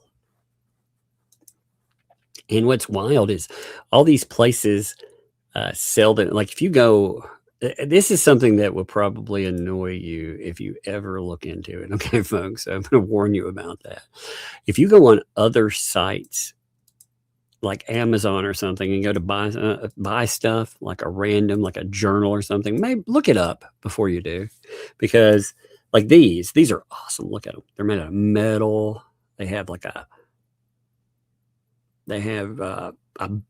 spine. See the spine down the side, like it's like a drag. They have a spine like on the back. It's a ridged spine. They're crazy, right? But on online, if you're in the US and you go to say Etsy or someplace, people try to sell them to you for $40 or $50, right? Well, the reality of it is you can go on Alibaba, for example, and Alibaba, you can buy them for $4 a piece. If you're under, it's $4.98, so you can buy a bunch of them, and then you adjust shipping from there. So it's about $10. I bought one on Temu because I don't like Alibaba, I don't trust it.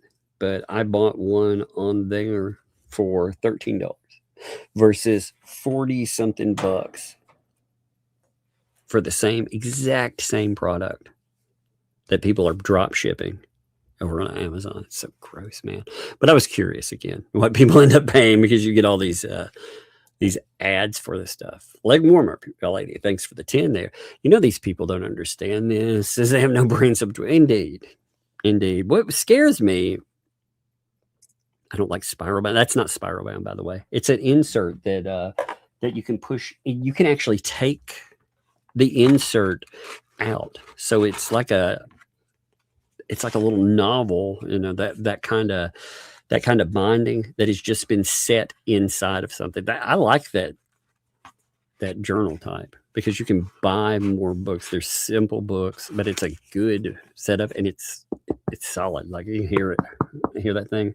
Sounds like, it's metal. So at first I thought, man, the thing, it's 3D printed plastic. No, it's some of them out there are hardcore. They're made out of either resins, or there's a few metal ones. I got a metal one, but I think some of them are made out of resin too. But regardless, they're heavy. They're good. But yeah, I agree, leg warmer lady. They what really scares me is some of these people practice, and yet they do some of the wildest things. They threaten people into silence too. They're talking about Shizzy, as I said today. So they're talking about doxing him, putting out his name, putting out his wife's name, which they've already done. But threatening that kind of stuff, that is heavily against YouTube policy. Heavily so. There's also, like I said, people have been tactful to a degree about not talking about things like Baker acting and stuff. And that's a crazy slap fight that I don't think they want. I think it's wild though. Like they fixate on certain people. Like they fixated on Megan. They fixate on Shizzy because Shizzy's been talking about cases. So they're absolutely trying to threaten him off of cases. At first they said that they were going to report him because he's a felon, because, he's talking about the cases that they've had. And now they're talking about doxing. It's just nasty people. But, you only get a bite of that apple once. You can't make a person fear something after you've already done it. You're going to say you're going to put their name out before. Essentially, they don't want the lawsuits they've been involved in. They don't want them talked about. And it's crazy, the kind of threats there. Again, threatening to do that to family members and stuff too. Like I said, even him saying, hey, you don't want to do that before. They were like, oh my God, you're threatening my kids there, So obviously they understand that these types of actions are just crazy, but they don't care. They absolutely don't care. They don't care who they put in the crosshairs. Again, Ray, I encourage you to go, I put it on Facebook, but I encourage you to go check out that video where it clipped it. And I read the statements there, because there's no way that's not a threat. But yeah, these people are stupid. They do all this publicly too. That's the wild thing. They're being sued. So their idea isn't to talk about the case or anything else. Their idea is to make horrific allegations and talk about how, again, they were trying to bait the person they were suing into doing this or that or the other. It's amazing. The ecosystem too. What's funny is, so 2L tried to approach the whole thing saying, look at what he said about me. Look at this. It's like, but you said that you colluded with these people in order to get him to say that. That's a problem. That's absolutely a problem. It's wild to watch. What a fucking circus, man.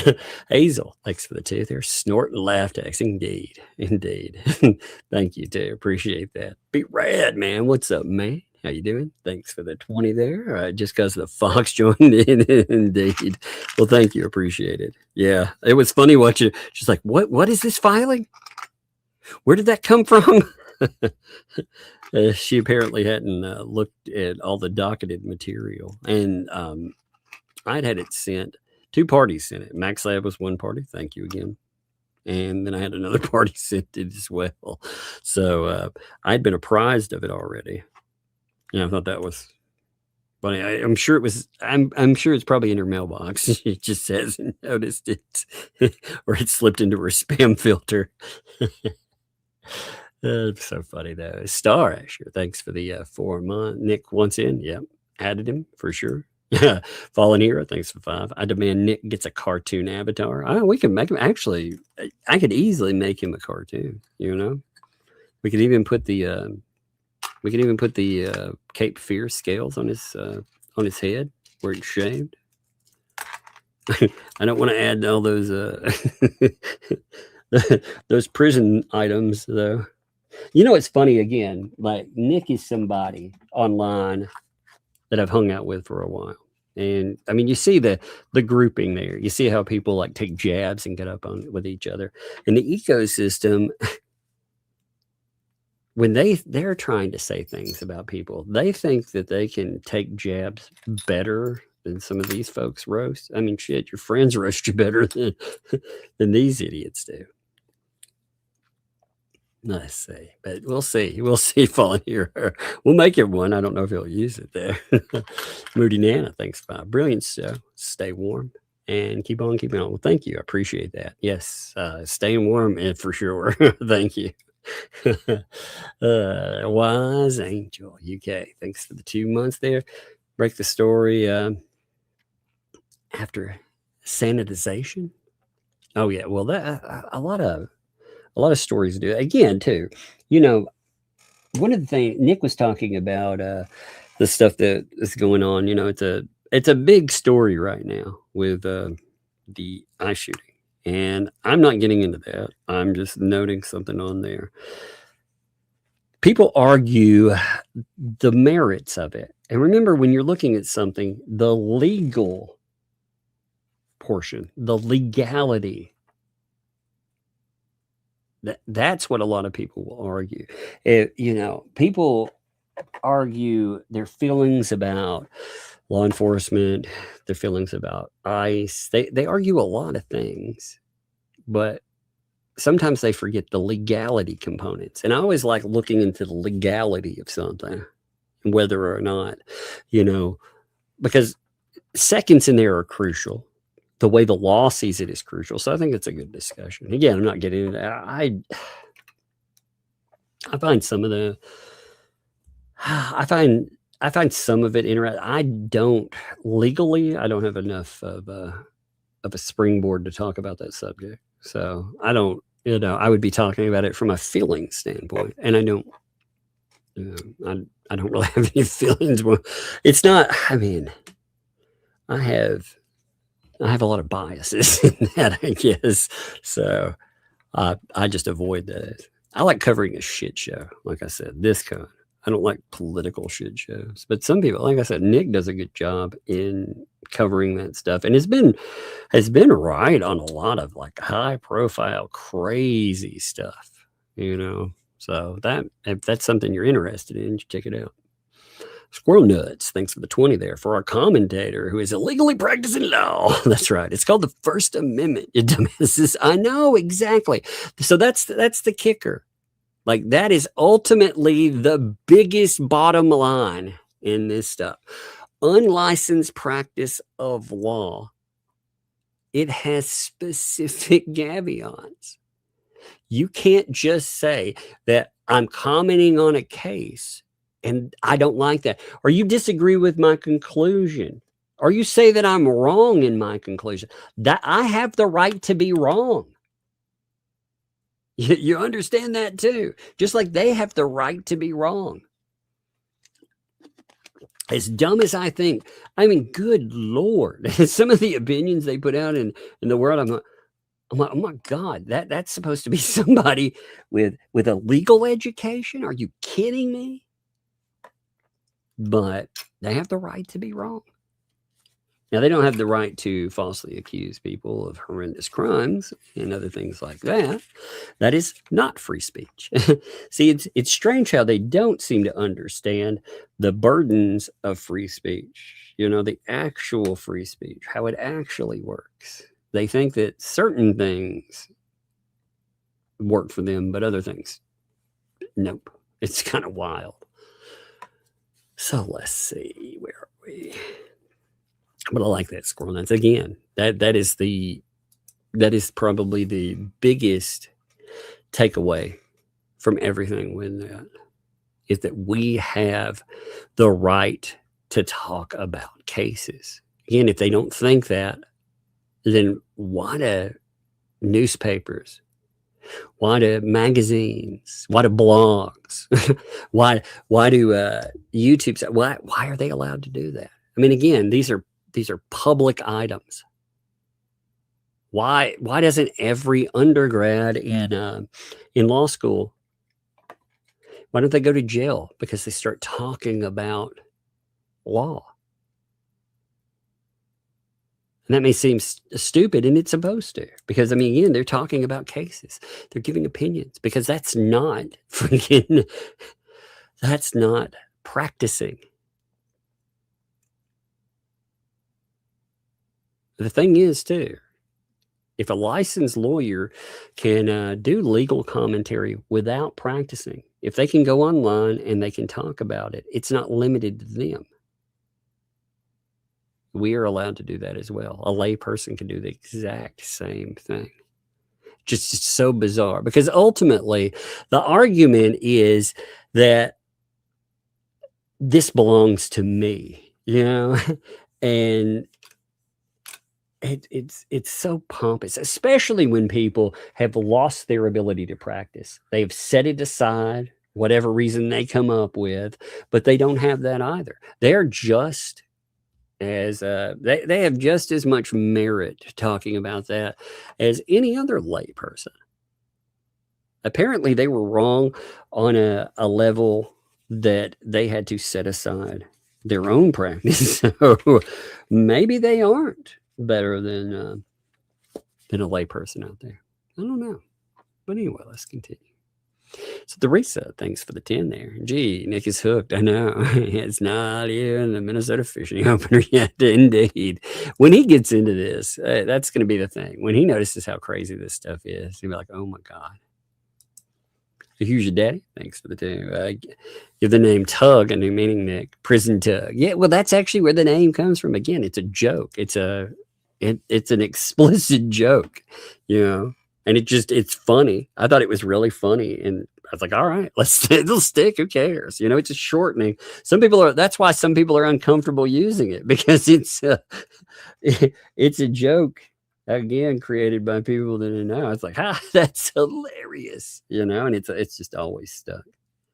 And if you can if you can laugh at yourself with something like that, then no one else, they can't tear you down. So I kind of like that. If your friends come at you like that, no one else can. But yeah, that's funny. Now, Rob, I'll send this over to Nick to get his opinion on it, because the government now has a lien on LP and John's lot. What comes first? Government does eviction, then land auction, or auction and new owner is responsible? I'm not sure. I'll ask though. I'm gonna screenshot it now. You'll see. I'll get an answer to that. Okay. Sorry if I would have noticed that there. I would have asked when I was here. I apologize. I got goofing off and I wasn't paying attention to things that coded in, but I should have. Jan, thanks for the 2 there. How come Bruce isn't on the creditors list? Well, that's a good question. If he can be, that's exactly what I was saying. If he could be a potential creditor, shouldn't he be on the list? I mean, and again, she may find that, it could also be a control tactic. Sooner or later, when she loses something substantial, she's going to think, man, my counsel here was inadequate. It was terribly inadequate, lawsuit level inadequate, right? And she will eventually start talking. She's already talked about problems with Bruce and this and that, but he has his uses still. Once he loses that usefulness, they will turn on him. And once that happens, well, I think we're going to see a hell of a shit show. So I wonder if that's also a brace against this, because she'd have a heck of a time turning on Bruce. If Bruce, he has this leverage where he can turn around and say, hey, by the way, you come after me, sure, but if you come after me, it's going to cost you all this money because I'm going to come after you for hundreds of thousands of dollars. I mean, that really changes that dynamic, doesn't it? But what really interests me in this too is, again, Lynette has said that the bankruptcy action was not her idea, that the lawyer that is representing her was not a lawyer that she picked up, that him being fired instead of him having to deal with it himself was not her idea. All these ideas, she says, squarely are Bruce's. And I do believe she's not smart enough to even come up with an idea. Again, I don't think the bankruptcy idea was smart, but at least it was an idea. And I don't think she would have even come up with an idea. So I honestly, she also has no idea how to pick up any lawyer. Inadequate, adequate, whatever. She has no idea. Just from talking to her about stuff, you got that impression really quick. So I believe those items. And as far as Bruce in the court, yeah, I think letting him go. I think that was his idea. That's what she said about it anyway. So, again, we'll see. We'll see if it backfires. It'll be really interesting, though, if they lose bankruptcy protection from anything. And then, they trust these people because, remember, they trusted somebody with $100,000 dues potentially. How did that work out? I'll say, hey, Marissa, I like that. Marissa, I like it. Thanks for the 15 there. Working on farm budget. I catch Tugs live and see 3 of my favorite streamers. Please do this more. Indeed. Well, we should. I think we could have fun, like hammering down Nick and talking about some of that, and collabing. I think that would be good. And again, Megan and myself, we cross over 4 days a week. So we do pretty good with there. But yeah, Nick is getting back to streaming. Like he said, he's got, 274 days of sobriety as well. That's amazing. That's a great number. And as he's getting everything back together, I mean, it's work, it's exhaustive, but props to him. You see him more and more online. He's his lucidity in his ideas. He conveys ideas, better. I mean, it's just, you can tell it's night and day. It's the old Nick, man. And I'm glad to see him back. So, and these people, you know, another thing that I've liked as well is there has been an accountability component. That's the one thing these ecosystemers, they always lack in everything. Remember, nothing was ever their fault, ever. It's always someone's fault. And if you talk about it, you're a liar, you know? And defensiveness, I get posturing, you know, that happens at first. But over time, like none of these people have taken credit for anything they've ever done. In fact, they ghost gobs of money. They do okay. I mean, break them down. Look at each one. It's craziness. But yeah, thank you. I appreciate it. I thought it was a lot of fun. Natalie, thanks for that super sticker. That's a big super sticker too. I like those. The bigger the super sticker is, the less likely that I've potentially seen it or the kids who've seen it. So I like that too. Thank you. Appreciate that. Yeah. Is Dinah's mom. Hey, what's up, by the way? Hope you're doing good. Nick Shirley's perfect example. I trust YouTube news. Yeah, but there's, you know, I think one of the things that that's done really well with just random people out there is that we can investigate. We have the time and authority. We also are not answerable. So when I'm doing this, I'm not answerable to anyone.